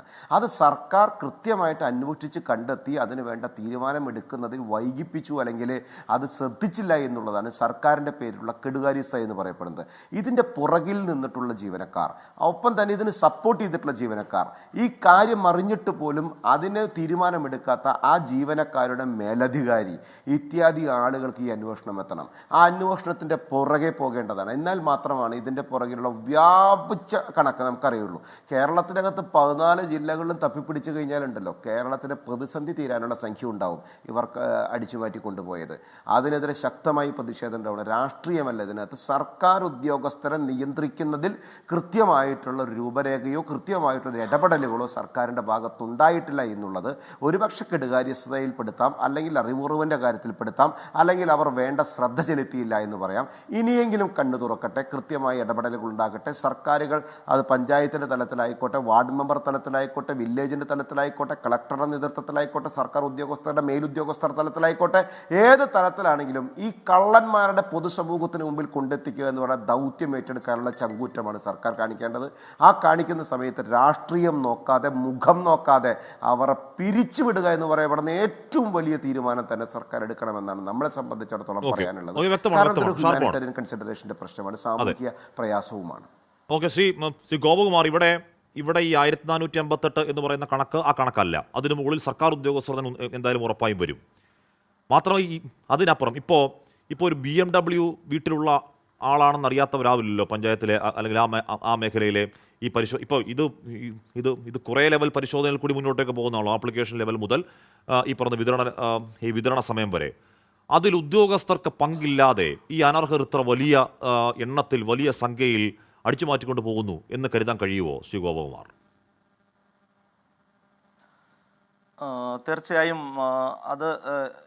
അതിലേക്ക് വരാം. അതിനു മുമ്പ് എനിക്കൊരു അഭിപ്രായം പറയാനുള്ളത്, ഇക്കാര്യത്തിൽ ഈ 62 ലക്ഷം പേർക്ക് ക്ഷേമ പെൻഷൻ കൊടുക്കുന്ന സംവിധാനമാകെ കുത്തഴിഞ്ഞതാണ് എന്ന തരത്തിലുള്ള ഒരു അഭിപ്രായ പ്രകടനം നടത്തുന്നതിനോട് എനിക്ക് യോജിപ്പില്ല. മറ്റൊന്ന്, ഈ തട്ടിപ്പിനെയും വെട്ടിപ്പിനെയും ഏതെങ്കിലും ഒരു രാഷ്ട്രീയ പാർട്ടിയുടെ ചുമലിൽ കെട്ടിവച്ച് അതിനു വേണ്ടിയിട്ടുള്ള രാഷ്ട്രീയ മുതലെടുപ്പ് നടത്തുകയാണ് ഇത്തരമൊരു സന്ദർഭത്തിൽ വേണ്ടത് എന്ന തരത്തിലുള്ള അഭിപ്രായ പ്രകടനത്തോടും യോജിക്കാൻ കഴിയുകയില്ല. മൂന്നാമത്തെ കാര്യം, ഇത്തരത്തിൽ തട്ടിപ്പ് നടത്തുന്നതിനെ പിടിക്കുന്നതിന് അല്ലെങ്കിൽ അതിനെ നിയമത്തിൻ്റെ മുന്നിൽ കൊണ്ടുവന്ന് അവരെ ശിക്ഷാ നടപടിക്ക് വിധേയമാക്കുന്നതിന് തടസ്സമായി നിൽക്കുന്നത് സംസ്ഥാന സിവിൽ സർവീസിലെ ഏതെങ്കിലും രാഷ്ട്രീയ സ്വാധീനത്തിൻ്റെ ഭാഗമായിട്ടുള്ളതാണ് എന്ന് ചിത്രീകരിക്കാൻ വേണ്ടിയിട്ടുള്ള അഭിപ്രായ പ്രകടനം നടത്തുന്നതും അങ്ങേയറ്റം അപലപനീയമാണ് എന്ന് തന്നെ പറയേണ്ടി വരും. അല്ല, അങ്ങനെയാണെങ്കിൽ ആ പേര് പുറത്തുവിടൂ എന്ന് സർക്കാരിനോട് ആദ്യം ആവശ്യപ്പെടേണ്ടത് നിങ്ങളാണ്. രാഷ്ട്രീയ ഭേദമന്യേയും ഈ പറഞ്ഞ യൂണിയൻ സംഘടനകളാണ് അല്ലെങ്കിൽ സർവീസ് സംഘടനകളാണ് ശ്രീ ഗോപകുമാർ. അത് നിങ്ങൾ ആവശ്യപ്പെടുന്നുണ്ടോ? തീർച്ചയായിട്ടും കുറ്റവാളികളെ സംരക്ഷിക്കുന്ന ഒരു സമീപനവും ഒരു സംഘടനയും, അത് കേരള NGO യൂണിയൻ എന്നല്ല, ഒരു സംഘടനയും സ്വീകരിക്കുമെന്ന് ഞാൻ കണക്കാക്കുന്നില്ല. പക്ഷെ ആ നിലയ്ക്കുള്ള അത്തരത്തിലുള്ള ഒരു സാഹചര്യം വരുമ്പോൾ തീർച്ചയായും അത്തരത്തിലുള്ള അഭിപ്രായ പ്രകടനങ്ങൾ നടത്തും. അതിനപ്പുറത്ത് നമ്മൾ എഴുതാപ്പുറം വായിച്ചുകൊണ്ട് മുൻവിധിയായി കണ്ടുകൊണ്ട് ഇത്തരത്തിൽ ഏതെങ്കിലും സംഘടനകളെയോ രാഷ്ട്രീയ പാർട്ടികളെയോ പ്രതിസ്ഥാനത്ത് നിർത്തുന്നതിന് പകരം യഥാർത്ഥ കുറ്റവാളികളെ കണ്ടെത്തി നിയമത്തിൻ്റെ മുന്നിൽ കൊണ്ടുവന്ന് ഏറ്റവും ഉയർന്ന ശിക്ഷ, നിയമത്തിൻ്റെ പരിധിക്കുള്ളിൽ നിന്നുകൊണ്ടുള്ള ഏറ്റവും ഉയർന്ന ശിക്ഷ അവർക്ക് ലഭ്യമാക്കുന്നതിന് വേണ്ടിയിട്ട് പൊതുസമൂഹം എന്ന നിലയ്ക്ക് ഒരുമിച്ച് പ്രവർത്തിക്കുകയാണ് വേണ്ടത്. ഇവിടെ സാങ്കേതിക പ്രശ്നങ്ങളല്ലാതെ ശ്രീ ഗോപകുമാർ ഈ പറഞ്ഞ സാങ്കേതിക പ്രശ്നങ്ങൾ ഉണ്ടെങ്കിൽ ഓക്കെ, അതല്ല ഈ പറഞ്ഞ ഇടനിലക്കാരെങ്കിലും ഈ പൈസ അടിച്ചു മാറ്റിയിട്ടുണ്ടോ അവർക്ക് കൊടുക്കാതെ എന്ന കാര്യമാണെങ്കിലും ഓക്കെ. അതല്ലാതെ ബോധപൂർവ്വം അക്കൗണ്ടിലേക്ക് മാസാമാസം വരുന്ന ഈ 600 രൂപ അവിടെ ഈ പറഞ്ഞ വലിയ ശമ്പളത്തിൻ്റെ കൂടെ കിടന്നോട്ടെ, അത്രയ്ക്കാവുമല്ലോ, അല്ലെങ്കിൽ എന്തെങ്കിലും വാങ്ങാമല്ലോ എന്ന അധമ ചിന്ത വെച്ച് പുലർത്തിയവരെ സർവീസിൽ നിന്ന് തന്നെ പുറത്താക്കണം, അവരെ പിരിച്ചുവിടണം എന്ന നിലപാട് അങ്ങയുടെ സംഘടനയ്ക്കുണ്ടോ ശ്രീ ഗോപകുമാർ? തീർച്ചയായും ഞാൻ പറഞ്ഞല്ലോ, അക്കാര്യത്തിൽ നമ്മുടെ ആഗ്രഹവും അല്ലല്ലോ നമുക്ക് നടപ്പിലാക്കാൻ പറ്റുക. നാട്ടിൽ നിലനിൽക്കുന്ന നിയമവ്യവസ്ഥ അനുസരിച്ച് മാത്രമല്ലേ നമുക്ക് പ്രവർത്തിക്കാൻ പറ്റൂ. തീർച്ചയായിട്ടും ആ നിയമവ്യവസ്ഥയ്ക്കകത്ത് നിന്നുകൊണ്ട് അവരെ പിരിച്ചുവിടുന്നതാണ് നിയമത്തിൽ വ്യവസ്ഥ ചെയ്യുന്നതെങ്കിൽ യാതൊരു ദാക്ഷിണ്യമില്ലാതെ അവരെ പിരിച്ചുവിടണം എന്നുള്ള കാര്യത്തിൽ യാതൊരു തർക്കവുമില്ല. കാരണം ഏതെങ്കിലും തരത്തിലുള്ള തട്ടിപ്പും വെട്ടിപ്പും നടത്തുന്ന ആളുകളെ പരിരക്ഷിക്കേണ്ടുന്ന യാതൊരു ഉത്തരവാദിത്വവുമില്ല. ഗവൺമെൻറ്റിനും അത്തരത്തിലൊരു സാഹചര്യം ഉണ്ട് എന്ന് ഞാൻ കരുതുന്നില്ല. പിന്നെ ഇത് സർക്കാർ സർവീസിൻ്റെ ഒരു പൊതു സ്വഭാവമാണെന്ന് ചിത്രീകരിക്കാൻ വേണ്ടിയിട്ടുള്ള ശ്രമവും നടക്കുന്നുണ്ട്. തെറ്റിദ്ധാരണയുടെ പേരിലായിരിക്കാം. 5,43,423 സംസ്ഥാന സിവിൽ സർവീസിലെ ജീവനക്കാരുടെയും അധ്യാപകരുടെയും എണ്ണം. അതിൽ 1,458 എന്ന് പറയുന്നത് ഒരുപക്ഷെ ഒരു മൈക്രോ മൈനോറിറ്റിയാണ്, 0.02%. അപ്പോൾ അത് മാത്രമായിരിക്കില്ല, ഒരുപക്ഷെ അതിനേക്കാൾ കൂടുതൽ ഉണ്ടായേക്കാം. എത്രയുണ്ടെങ്കിലും, എത്ര വലുതാണ് ആ സംഖ്യയെങ്കിലും ഉറപ്പായും സാർ ഇവിടെ നമ്മുടെ ഉച്ചക്കഞ്ഞി വിതരണത്തിന് സർക്കാർ പൈസ കൊടുക്കാത്ത കാരണം സ്വന്തം പോക്കറ്റിൽ നിന്ന് പൈസ എടുത്ത് ചിലവാക്കുന്ന അധ്യാപകരെയും സർക്കാർ ഉദ്യോഗസ്ഥർക്കും നമുക്കറിയാം. അവർക്ക് കൂടി നാണക്കേടുണ്ടാവുന്ന ഇത്തരക്കാരെ ഇപ്പം നിയമത്തിൻ്റെ വഴി വകുപ്പുകളൊക്കെ അവിടെ നിൽക്കട്ടെ, ആ ഉദ്യോഗസ്ഥരെ ഈ സർക്കാർ പിരിച്ചുവിടണം എന്നൊരു വാർത്താക്കുറിപ്പ് ഇറക്കാനുള്ള ബാധ്യത നിങ്ങൾ സർവീസ് സംഘടനകൾക്കുണ്ട് ശ്രീ ഗോപകുമാർ. ബാക്കി നിയമവും വകുപ്പൊക്കെ സർക്കാരിനടുത്ത് ഇരിക്കട്ടെ. ഈ ഒരു പ്രസ്താവന പൊളിറ്റിക്കൽ പ്രസ്താവനയല്ലേ? ഇത്തരക്കാർ കേരളത്തിൻ്റെ സർവീസിൽ തുടരാൻ അർഹരല്ല, അവരെ ഈ സർക്കാർ മുൻകൈ എടുത്ത് പിരിച്ചുവിടണം, ഏത് രാഷ്ട്രീയ പാർട്ടി അഫിലിയേഷൻ ഉള്ളവരാണെങ്കിലും എന്ന് വാർത്താക്കുറിപ്പ് നിങ്ങൾ ഇറക്കുമോ? തീർച്ചയായും അക്കാര്യത്തിൽ ഞാൻ പറഞ്ഞില്ലേ, നമുക്ക് നിയമപരമായിട്ട് അവരെ പിരിച്ചുവിടാനുള്ള വ്യവസ്ഥയുണ്ടെങ്കിൽ അവരെ പിരിച്ചുവിടണമെന്നുള്ള കാര്യത്തിൽ തർക്കമില്ല. നിയമം അനുശാസിക്കുന്ന തരത്തിൽ ചെയ്യണം. നിയമത്തിന് അത്തരത്തിലുള്ള പ്രൊവിഷൻസ് ഇല്ലാതെ ഒരു സന്ദർഭത്തിൽ അങ്ങനെയല്ല സർ, നമ്മൾ കൊടുക്കുന്ന സന്ദേശം മേഖലയിൽ പ്രതിപക്ഷം എപ്പോഴും പറയാറുണ്ട് മുഖ്യമന്ത്രി രാജിവെക്കണം എന്ന് എപ്പോഴും പറയാറില്ലേ? മുഖ്യമന്ത്രി രാജിവെക്കണം എന്ന് വിചാരിച്ച് പറയുന്നതാണോ? അല്ലല്ലോ. പ്രതിപക്ഷം പറയാറുണ്ട് മുഖ്യമന്ത്രി രാജിവെക്കണം എന്ന് പ്രതിപക്ഷങ്ങൾ പറയാറുണ്ട്. ഉടനെ മുഖ്യമന്ത്രി രാജിവെക്കലാണോ? അല്ലെങ്കിൽ സജി ചെറിയാൻ രാജിവെക്കണം എന്ന് പറയുന്നത് ഉടനെ മന്ത്രി രാജിവെക്കണം? അല്ലല്ലോ.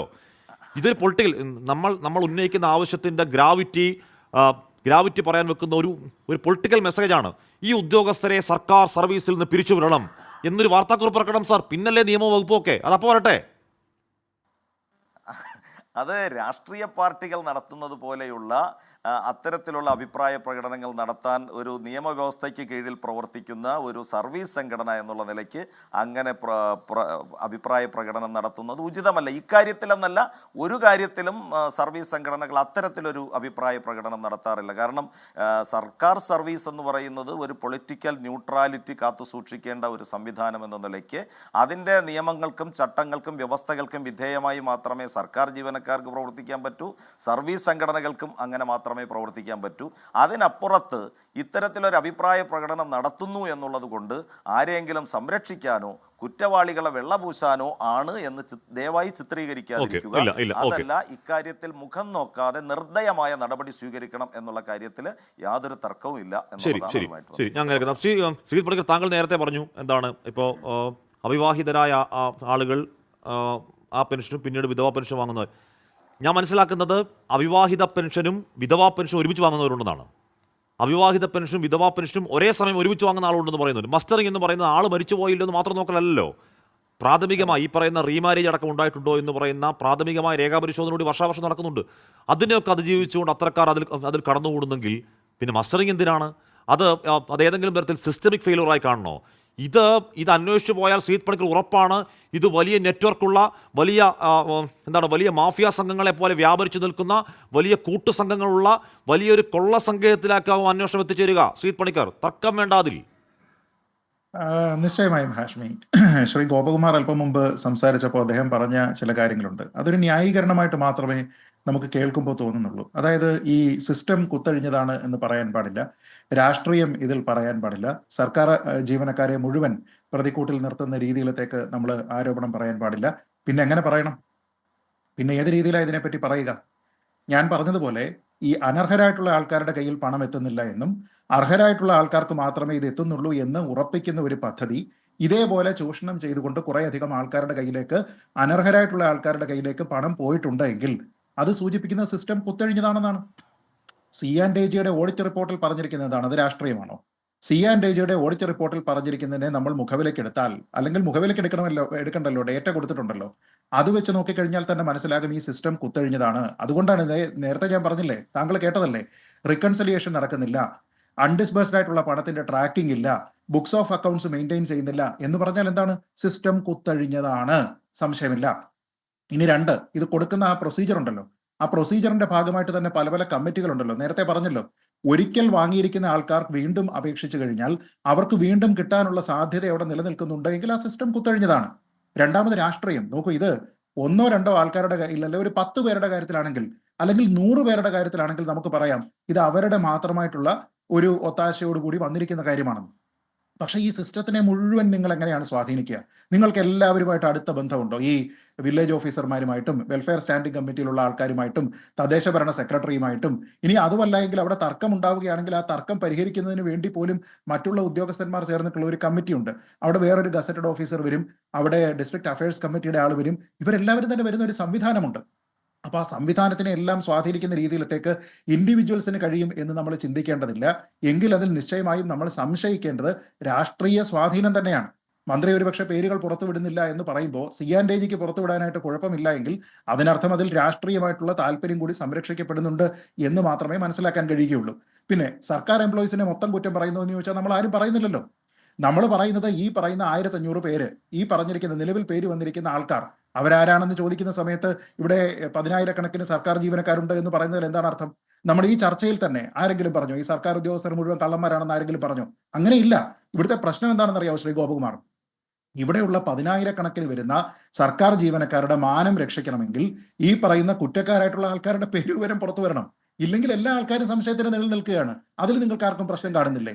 ഞാൻ പറഞ്ഞത് ഈ നമ്പർ എന്ന് പറയുന്നത് നമ്മൾ ഈ പറയുന്ന 1457 ഒന്നും അല്ല. കാരണം ഈ 2021 C&AG ഓഡിറ്റ് റിപ്പോർട്ട് നമ്മൾ നോക്കിക്കഴിഞ്ഞാൽ 2020-21 മാത്രം പെൻഷൻ നിരസിക്കപ്പെട്ടിരിക്കുന്ന 513 പേർ, അതായത് വാലിഡ് ആയിട്ടുള്ള റീസൺ കാരണം പെൻഷൻ നിരസിക്കപ്പെട്ട 513 പേർ രണ്ടാമത് അപേക്ഷ കൊടുത്തപ്പോൾ അനുവദിച്ചു എന്നാണ്. ഹാഷ്മി ഈ പറയുന്നത് ഒരു വർഷം മാത്രം 500 പേർ പുതുതായിട്ട് അനധികൃതമായിട്ട് ഇത് കൈപ്പറ്റുന്ന രീതിയിലേക്ക് വന്നിട്ടുണ്ടെങ്കിൽ ഇത്രയും കാലം കൊണ്ട് 1457 മാത്രമേ ഉള്ളൂ. അല്ല, നോക്കൂ, ഇത് നമ്മുടെ സർക്കാർ പറയുന്നത് ഏത് രീതിയിലാണ്? സർക്കാരിന്റെ ഒരു ഫ്ലാഗ്ഷിപ്പ് പദ്ധതി എന്ന കണക്കിലല്ലേ ഇതിനെപ്പറ്റി പറയുക. നിങ്ങളുടെ വീട്ടിൽ നിങ്ങൾക്ക് ഇത് എത്തിച്ചു തരുന്നു എന്ന് പറഞ്ഞുകൊണ്ട് കോവിഡ് സമയത്ത് പോലും പിന്നീട് വന്നിരുന്ന ആ ഒരു തെരഞ്ഞെടുപ്പിനെ മുന്നോടിയാക്കിക്കൊണ്ട് പ്രചരണായുധമായിട്ട് ഉപയോഗിച്ച ഫ്ലാഗ്ഷിപ്പ് പ്രോജക്റ്റാണ്. അപ്പോൾ അതിൽ വലിയൊരു കൃത്രിമത്വം നടന്നു കഴിയുമ്പോഴത്തേക്ക് അതിന്റെ ഉത്തരവാദിത്തം ഞങ്ങൾക്കില്ല എന്നോ, അത് രാഷ്ട്രീയമല്ല എന്നോ, അതിന് സർക്കാരിനെ പറയണ്ട എന്നോ, അതിൽ ഈ പറയുന്നത് പോലത്തെ സിസ്റ്റത്തിന്റെ കുഴപ്പമല്ല എന്നൊക്കെ പറയുന്നത് എന്തിനാണ്? നിങ്ങൾ ഇതിന്റെ ഗുണഭോക്താവാകാനായിട്ട് നോക്കുന്നുണ്ടെങ്കിൽ അതിന്റെ ദോഷങ്ങളുടെ ഉത്തരവാദിത്വം നിങ്ങൾക്കാണ്. ഞാൻ പറഞ്ഞ ഈ സർക്കാർ ഉദ്യോഗസ്ഥരെ പിരിച്ചുവിടണമെന്ന് പറയാൻ നമ്മൾ മടിക്കുന്നത് എന്തുകൊണ്ടാണ്? ഇതിലുള്ള ക്രൈം എന്താണെന്ന് ആലോചിച്ച് നോക്കൂ. ഗുരുതരമായിട്ടുള്ള കൃത്രിമത്വം അല്ലേ നടന്നിട്ടില്ലേ? രേഖകൾ ഫോർജ് ചെയ്തിട്ടുണ്ടാകണം, ഉണ്ടാവില്ലേ? ഡിക്ലറേഷൻ തെറ്റായിട്ട് കൊടുത്തിട്ടുണ്ടാവണം, ഉണ്ടാവില്ലേ? ആൾക്കാരെ സ്വാധീനിക്കുകയും ഗൂഢാലോചനയും നടത്തണം, ഉണ്ടാവില്ലേ? കൃത്യമായിട്ടുള്ള അച്ചടക്ക ലംഘനമില്ലേ? അങ്ങേയറ്റത്തെ സ്വഭാവ ദൂഷ്യമില്ലേ? നാടിന്റെ സ്വത്ത് വ്യാജരേഖ ചമച്ച് തട്ടിയെടുക്കുന്നില്ലേ? ഇങ്ങനെയുള്ള ആൾക്കാരെ പിരിച്ചുവിടണം, സർവീസിൽ അവരിനി ഒരു നിമിഷം തുടരാൻ അർഹരല്ല എന്ന് പറയേണ്ടതാരാണ്? സർവീസ് സംഘടനകളാണ്, മറ്റു മാന്യമായി ജോലി ചെയ്യുന്ന ഉദ്യോഗസ്ഥരാണ്. അപ്പോൾ ഇത് വ്യവസ്ഥാപിതമായിട്ടുള്ള മാർഗങ്ങൾ വഴി, സാർ, വ്യവസ്ഥാപിതമായിട്ടുള്ള എല്ലാ കാര്യത്തിന്റെയും ലംഘനമാണ് ഈ നടന്നിരിക്കുന്നത്. ഇങ്ങനെയുള്ള ആൾക്കാർ, പാവപ്പെട്ടവന് കിട്ടേണ്ടുന്ന 1600 രൂപ കൊണ്ട് ഒരു മാസം ഒരാളിന് എന്താവാനാണ്? നേരത്തെ ശ്രീ ഹാഷ്മി പറഞ്ഞതുപോലെ അങ്ങനെയുള്ള ആൾക്കാരുടെ കയ്യിൽ കിട്ടുന്ന ആ പണം അർഹരായിട്ടുള്ള ആൾക്കാരുടെ കയ്യിൽ പോകാതെ അത് തട്ടിയെടുക്കാനായിട്ട് ഇടയ്ക്ക് നിന്ന് മറ്റാരെങ്കിലും ശ്രമിച്ചിട്ടുണ്ട് എങ്കിൽ അതൊരു ഗുരുതരമായിട്ടുള്ള പ്രശ്നമല്ലേ? ഇതൊരു ഔചിത്യമില്ലായ്മയുടെയോ ഇംപ്രോപ്രൈറ്റിയുടെയോ മാത്രം പ്രശ്നമല്ല, ഇതൊരു ആസൂത്രിത കുറ്റകൃത്യമാണ്. കാരണം ഇത് നിങ്ങൾ എന്തിനാണ് ഈ മൾട്ടി ലെവൽ സിസ്റ്റം ഉണ്ടാക്കി വെച്ചിരിക്കുന്നത്? എന്തിനാണ്? അർഹരായിട്ടുള്ള ആൾക്കാർക്ക് മാത്രമേ ഇത് കിട്ടാവൂ എന്നതുകൊണ്ടല്ലേ. വെരിഫൈങ് ഓഫീസർമാർ പ്രവർത്തിക്കുന്നത് എന്തിനാണ്? അനർഹരായിട്ടുള്ള ആൾക്കാരുടെ അടുത്തേക്ക് പോകരുത് എന്ന്. ഒരു കാര്യം ഞാൻ പറയാം. ഈ ഓഡിറ്റ് റിപ്പോർട്ടിൽ തന്നെ പറഞ്ഞിരിക്കുന്ന ഒരു പ്രധാനപ്പെട്ട ഫൈൻഡിംഗ് ഉണ്ട്. അതായത് ഈ ഫീൽഡിൽ പോയി വെരിഫൈങ് ഓഫീസർമാർ അവരുടെ ജോലി ചെയ്യുന്ന സമയത്ത് നമ്മൾ ഇതുവരെ പറഞ്ഞിരിക്കുന്ന എന്തൊക്കെ എലിജിബിലിറ്റി ക്രൈറ്റീരിയ ആണോ ഉള്ളത് അതിന് എഗെയിൻസ്റ്റ് വിശദമായിട്ടുള്ള റിപ്പോർട്ട് തയ്യാറാക്കി കൊടുക്കണം എന്നാണ് പറയുന്നത്. പക്ഷെ ഈ പല വെരിഫൈങ് ഓഫീസർമാരും ഒരൊറ്റ വാക്കാണ് ഇതിനെഴുതുക, ഒന്നുകിൽ എലിജിബിൾ അല്ലെങ്കിൽ ഇനെലിജിബിൾ. എന്തുകൊണ്ടാണ് എലിജിബിൾ എന്നോ എന്തുകൊണ്ടാണ് ഇനെലിജിബിൾ എന്നോ ഈ പല വെരിഫൈങ് ഓഫീസർമാരും പറയുന്നില്ല എന്നും വിശദമായ റിപ്പോർട്ട് കൊടുക്കണമെന്ന് പറയുന്നത് പാലിക്കപ്പെടുന്നില്ല എന്നും പറഞ്ഞിരിക്കുന്നത് C&AG ആണ്. അതിനുശേഷം എന്ത് കറക്ഷൻ ഉണ്ടായി? ഞാൻ പറഞ്ഞത് സർക്കാരിന് ഇതിനെപ്പറ്റി അറിയാമായിരുന്നിട്ടും ഈ കാര്യത്തിൽ കറക്ഷന് വേണ്ടിയിട്ട് ശ്രമിക്കാതിരുന്നപ്പോൾ അത് 2 കൊല്ലം കൊണ്ട് നമുക്ക് ഒന്നും ചെയ്യാനായിട്ട് കഴിയില്ല, മറ്റേതാണ് മറിച്ചതാണ് എന്ന് പറഞ്ഞ് നമ്മൾ എന്തിനാണ് ഈ കാരണം കണ്ടെത്തുന്നത്? ഇങ്ങനെയുള്ള ഉദ്യോഗസ്ഥരോടൊപ്പം പ്രവർത്തിക്കാൻ ഞങ്ങൾക്ക് ബുദ്ധിമുട്ടുണ്ട്. കാരണം ഞങ്ങൾ ആത്മാഭിമാനമുള്ള ആൾക്കാരാണ്, ഞങ്ങൾ സർവീസ് മൈൻഡഡ് ആയിട്ടുള്ള ആൾക്കാരാണ്, ഞങ്ങളിവിടെ സേവനം നൽകാൻ ഉദ്ദേശിക്കുന്ന ഈ നാട്ടിലെ പാവപ്പെട്ട മനുഷ്യർക്കാണ് എന്നല്ലേ ഇവർ പറയുന്നതായിട്ട് നമ്മൾ പ്രതീക്ഷിക്കുക. അപ്പൊ ആ സമയത്ത് പല കാവിയറ്റുകൾ കൊണ്ടുവരുന്നത് എന്തിനാണ്? ഈ സർവീസിൽ പറഞ്ഞിരിക്കുന്ന ചട്ടം അനുസരിച്ച്. അങ്ങനെ അല്ലാതെ വേറെ എന്ത് ചെയ്യാൻ പറ്റും? ഞാൻ പറഞ്ഞത് നേരത്തെ ശ്രീ ഹാഷ്മി പറഞ്ഞതുപോലെ ഒരു സ്റ്റേറ്റ്മെന്റ് ആണ് ഇവിടെ വേണ്ടത്. ഞങ്ങൾ ഇവരോടൊപ്പം അല്ല എന്നുള്ള ഒരു സ്റ്റേറ്റ്മെന്റ് ആണ് വേണ്ടത്. ആ സ്റ്റേറ്റ്മെന്റ് വരുന്ന സമയത്ത് നമ്മൾ ചട്ടം നോക്കിയിട്ടാണോ നമ്മൾ ഇത് ചെയ്യുക? നമ്മൾ ഇങ്ങനെ ഒരു മോശമായിട്ടുള്ള ഒരു പ്രവൃത്തി, ഒരാൾ ഒരു സ്വഭാവ ദൂഷ്യം കാണിക്കുമ്പോൾ നമ്മൾ എന്താ പറയുക? ചട്ടം അനുസരിച്ച് ചെയ്യട്ടെ എന്നല്ല പറയുന്നത്. നമ്മൾ പറയുന്നത് അയാളെ സർവീസിൽ നിന്ന് പിരിച്ചുവിടാനായിട്ടുള്ള കാര്യം നോക്കുക. ഞാനിപ്പോ തന്നെ കുറെ കുറ്റങ്ങൾ പറഞ്ഞില്ലേ? ഇത് ഞാൻ എഴുതി തയ്യാറാക്കി വന്നിട്ട് പറയുന്ന കാര്യങ്ങളല്ലല്ലോ. പെട്ടെന്നൊരു മനുഷ്യന് സാമാന്യ യുക്തിയിൽ ആലോചിച്ചെടുത്താൽ തന്നെ സ്വഭാവദൂഷ്യം ഉൾപ്പെടെയുള്ള ഗൂഢമായിട്ടുള്ള ആലോചനയോടുകൂടി നടത്തിയിരിക്കുന്ന ആസൂത്രിതമായിട്ടുള്ള കുറ്റകൃത്യത്തിന്റെ എല്ലാ സ്വഭാവങ്ങളും പ്രകടിപ്പിച്ചിരിക്കുന്ന നിരവധി ആൾക്കാർ ഇതിൽ ഇൻവോൾവ് ചെയ്തിരിക്കുന്ന ഒരു മാസ് ക്രൈം അല്ലേ? ഒരാൾ ചെയ്തിരിക്കുന്നല്ലോ, ഒരു മാസ് ക്രൈം അവിടെ നടന്നിരിക്കുകയാണ് എങ്കിൽ അത് സിസ്റ്റം ക്ലീൻ ചെയ്യണം. അപ്പൊ അതിന് ഈ നേരത്തെ പറഞ്ഞിരിക്കുന്ന ഉദാഹരണം ഒന്നും തന്നെ അതിന് യുക്തമാണെന്ന് എനിക്ക് തോന്നുന്നില്ല. 10,000 ലിറ്ററിന്റെ ഒരു വാട്ടർ ടാങ്ക് ഉണ്ടെങ്കിൽ അതിൽ ഒരു തുള്ളി വിഷം ചേർന്നിട്ടുണ്ടെങ്കിൽ ആ വെള്ളത്തിനെ പിന്നെ നമ്മൾ സംശയത്തോടു കൂടി മാത്രമേ കാണുകയുള്ളൂ. പിന്നെ ആ വെള്ളത്തിന്റെ യാതൊരുവിധ പക്ഷകളുമില്ലാതെ ഈ പറയുന്ന വൃത്തികെട്ട മനസ്സുള്ളവരെ സർവീസിൽ നിന്ന് പുറത്താക്കണം, അവരെ പിരിച്ചുവിടണം സർക്കാർ എന്നീ സർവീസ് സംഘടനകൾ ഒരു വാർത്താക്കുറിപ്പുകൾ ഇറക്കേണ്ടതാണ്. അതിൻ്റെ ബാക്കി നിയമവും വകുപ്പൊക്കെ പിന്നാലെയല്ലേ, അത് വരട്ടെ. കൊടുക്കേണ്ടത് ശക്തമായ സന്ദേശമാണ് ഈ പറയുന്ന ആത്മാർത്ഥമാണെങ്കിൽ. ശ്രീ BN അസ്കർ, ഇവിടെ സംസ്ഥാന സർക്കാരിൻ്റെ വെബ്സൈറ്റിൽ അല്ലെങ്കിൽ വിജിലൻസിൻ്റെ വെബ്സൈറ്റിൽ ഒരു വാർത്താക്കുറിപ്പ് ഇടപെട്ടുണ്ട്. ഓപ്പറേഷൻ CMDRF എന്നൊരു ഒരു വാർത്താക്കുറിപ്പാണ്. അതിൽ ഈ മുഖ്യമന്ത്രിയുടെ ദുരിതാശ്വാസ നിധി ഫണ്ട് തട്ടിപ്പിനെ കുറിച്ചുള്ള വിജിലൻസിൻ്റെ കണ്ടെത്തലാണ്. ആ വാർത്ത വന്ന കാലത്ത് ഞാൻ പറഞ്ഞൊരു ഇൻട്രോ ഈ കഴിഞ്ഞ വയനാടൻ കാലത്ത് തെറ്റായ രീതിയിൽ പ്രചരിപ്പിക്കുകയും അതിൻ്റെ പേരിൽ നമ്മളെ കേരള വിരുദ്ധനാക്കുകയും വൃത്തികെട്ടവനാക്കുകയും ചെയ്തു. അതുപോട്ടെ, വാർത്താവഴിയിലെ കല്ലും മുള്ളും. ആ വാർത്താക്കുറിപ്പ് ഇപ്പോഴും കിടപ്പുണ്ട് സർക്കാർ വെബ്സൈറ്റിൽ. അതിൽ പറയുന്നത് ഇങ്ങനെയാണ്: ഓപ്പറേഷൻ CMDRF തുടർ പരിശോധനയിലും ദുരിതാശ്വാസ നിധി ഫണ്ട് തട്ടിപ്പ് വിജിലൻസ് കണ്ടെത്തി. ബഹുമാനപ്പെട്ട കേരള മുഖ്യമന്ത്രി ദുരിതാശ്വാസ നിധിയിൽ നിന്നും അനർഹർക്ക് ധനസഹായം കണ്ടെത്തുന്നതിനായി ഓപ്പറേഷൻ CMDRF വ്യാപക പരിശോധന അതിൽ പറയും. ഇന്നലെയും ഇന്നുമായി നടത്തിയ തുടർ പരിശോധനയിലും വിജിലൻസ് വ്യാപക ക്രമക്കേടുകൾ കണ്ടെത്തിയിട്ടുള്ളതുമാകുന്നു. അതിൽ തുടർന്ന് പറയുന്ന ഒരു വരി ഇങ്ങനെയാണ്: മിന്നൽ പരിശോധനയിലും തുടർ പരിശോധനകളും ബഹുമാനപ്പെട്ട കേരള മുഖ്യമന്ത്രി ദുരിതാശ്വാസ ഫണ്ട് അനർഹർക്ക് നൽകാൻ ഇടയാക്കിയതിന് ഉത്തരവാദികളായ ഉദ്യോഗസ്ഥർക്കെതിരെ നടപടികൾ എടുക്കുന്നതിന് സർക്കാരിന് ശുപാർശ നൽകുമെന്ന് vigilance director Shri Manoj Abraham IPS അറിയിച്ചു. അങ്ങനെ ശുപാർശ കൊടുത്തിട്ടുള്ളൂ എന്ന് നമുക്കറിയാവോ? ആ ശുപാർശയുടെ പേരിൽ എത്ര ഉദ്യോഗസ്ഥർ എന്ന് പറഞ്ഞാൽ ഇതിനേക്കാൾ കൂടുതൽ പവിത്രമായ മുഖ്യമന്ത്രി ദുരിതാശ്വാസ നിധിയല്ലേ, അതിൽ തട്ടിപ്പ് നടത്തി എന്ന് വിജിലൻസ് തന്നെ കണ്ടെത്തി എത്ര ഉദ്യോഗസ്ഥർക്കെതിരെ നടപടിയെടുത്തു എന്ന് ഹസ്കറിന് അറിയാവോ? പിന്നെയല്ലേ ഇത് ശ്രീ ഹസ്കർ? ഹാഷ്മി, പലപ്പോഴും ഇത്തരം നടപടിക്രമങ്ങളെ സംബന്ധിച്ച് ഒരു ചുവപ്പ് നാടയിൽ കുടുങ്ങിക്കിടക്കുക എന്ന് പറയുന്നത് പോലെ പല ഘട്ടങ്ങളിലും അങ്ങനെ സംഭവിച്ചിട്ടുണ്ട്. CMDRFനെ സംബന്ധിച്ച് നേരത്തെ വന്നിട്ടുള്ള ഈ അന്വേഷണ റിപ്പോർട്ടിനെ തുടർന്ന് ഇപ്പോൾ CMDRFിലേക്ക് നേരിട്ട് ഹർജികൾ നൽകണം എന്നുള്ള അർത്ഥത്തിലടക്കം മാറ്റങ്ങൾ വരുത്തിയിട്ടുണ്ട് എന്നുള്ളത് ഇത്തരം അന്വേഷണങ്ങൾക്കൊടുവിലാണ്. നമുക്ക് പിഴവ് പറ്റുമ്പോൾ മാത്രമാണ് ആ പിഴവ് എങ്ങനെ സംഭവിച്ചു എന്നും ആ പിഴവിനെ എങ്ങനെ പരിഹരിക്കാമെന്നുള്ളതിന്റെ ഒരു ചിന്തകളിലേക്ക് പോകാറുള്ളത്. ഇവിടെ നല്ല കാര്യം, നല്ല കാര്യം. പക്ഷെ തെറ്റ് ചെയ്ത ആളുകളെ ശിക്ഷിക്കണമല്ലോ. എന്ന് പറഞ്ഞാൽ ഈ ഒരുപക്ഷെ ദുരിതാശ്വാസ ഈ പറയുന്ന ക്ഷേമ പെൻഷനേക്കാൾ കൂടുതൽ ഗുരുതരമാണ് ആ തട്ടിപ്പ്. അതിൽ പറയുകയാണ് എന്താണ് എന്താണ് ഇതിൽ എന്താണ് ഒരു ടീമിനെ പറ്റി പറയുന്നുണ്ട്. തുടർന്നുള്ള ദിവസങ്ങൾ പരിശോധനകളിലും CMDRF ഫണ്ട് അനർഹർക്ക് ലഭിക്കാൻ ഇടയാക്കിയ സാഹചര്യം ഒരുക്കി ഡോക്ടർമാർ, ഉദ്യോഗസ്ഥർ, ഏജന്റുമാർ തുടങ്ങിയവരെ പറ്റി വിശദമായ തുടരന്വേഷണങ്ങൾ നടത്തുന്നതാണെന്നും വിജിലൻസ് ഡയറക്ടർ ശ്രീ മനോജ് എബ്രഹാം അറിയിച്ചു. ഒരു വലിയ നെറ്റ്വർക്കിനെ പറ്റി മനോജ് എബ്രഹാം വിജിലൻസ് കണ്ടെത്തിയ കാര്യം സർക്കാരിൻ്റെ വെബ്സൈറ്റിൽ ഇപ്പോഴും കിടക്കുകയാണ് ആ വാർത്താക്കുറിപ്പ്. നമുക്കാർക്കെങ്കിലും അറിയാവോ ആ നെറ്റ്വർക്ക് പൊട്ടിച്ച കാര്യം? ആ നെറ്റ്വർക്കിൽ എത്ര ഡോക്ടർമാർ, എത്ര ഉദ്യോഗസ്ഥർക്ക് നടപടി ഉള്ള കാര്യം നമുക്ക് ആർക്കെങ്കിലും അറിയാവോ ശ്രീ ഹസ്കർ? ആഷ്മി, നമ്മൾ പലപ്പോഴും സംഭവിച്ചു പോകുന്ന ഒരു വലിയ പിശക് എന്ന് പറയുന്നത്, നാം ഇത്തരം വാർത്തകൾ വരുമ്പോൾ ആദ്യ ദിവസങ്ങളിലെ കൗതുകം കൊണ്ടും അതിൻ്റെ ആകാംക്ഷകൾ കൊണ്ടും നമ്മൾ പലപ്പോഴും ആ വാർത്തകൾക്ക് പിന്നാലെ ഇങ്ങനെ യാത്ര ചെയ്യും. പക്ഷേ എന്നാൽ തുടർ നടപടികൾ ചെയ്യാതെ അത് പിന്നോട്ട് പോകുന്ന സാഹചര്യമാണ് പലപ്പോഴും കണ്ടുവരാറുള്ളത്. ഇത് നമ്മുടെ ഒരു സിസ്റ്റത്തിൻ്റെ ഒരു ഫെയിലിയർ തന്നെയാണ് സ്വാഭാവികമായും. മാത്രമല്ല, നമുക്കറിയാം ഈ സർവീസ് സംഘടനകളെന്ന് പറയുന്നത് ഈ മറ്റേതൊരു വിഭാഗങ്ങളിലേക്കാളും ഉപരി ഏറ്റവും ശക്തവുമായിട്ടുള്ള സാന്നിധ്യം അറിയിക്കാൻ കഴിയുന്ന ഒരു വിഭാഗം കൂടിയാണ്. അപ്പോൾ സ്വാഭാവികമായും സർവീസ് സംഘടനകളെ മറികടന്നുകൊണ്ട് സർക്കാർ ഉദ്യോഗസ്ഥന്മാർക്ക് എതിരെ നടപടിയെടുക്കുന്നതിന് ഏതൊരു സർക്കാരിനും ചില വിമുഖതയുണ്ടാവും. പക്ഷേ ഇവിടെ ഇത്തരത്തിൽ സാധാരണ മനുഷ്യൻ്റെ പോക്കറ്റടിച്ച മനുഷ്യരെ ഒരു സർവീസ് സംഘടനയെ സംരക്ഷിക്കാൻ പോകുന്നില്ല എന്നുള്ളതാണ് വസ്തുത.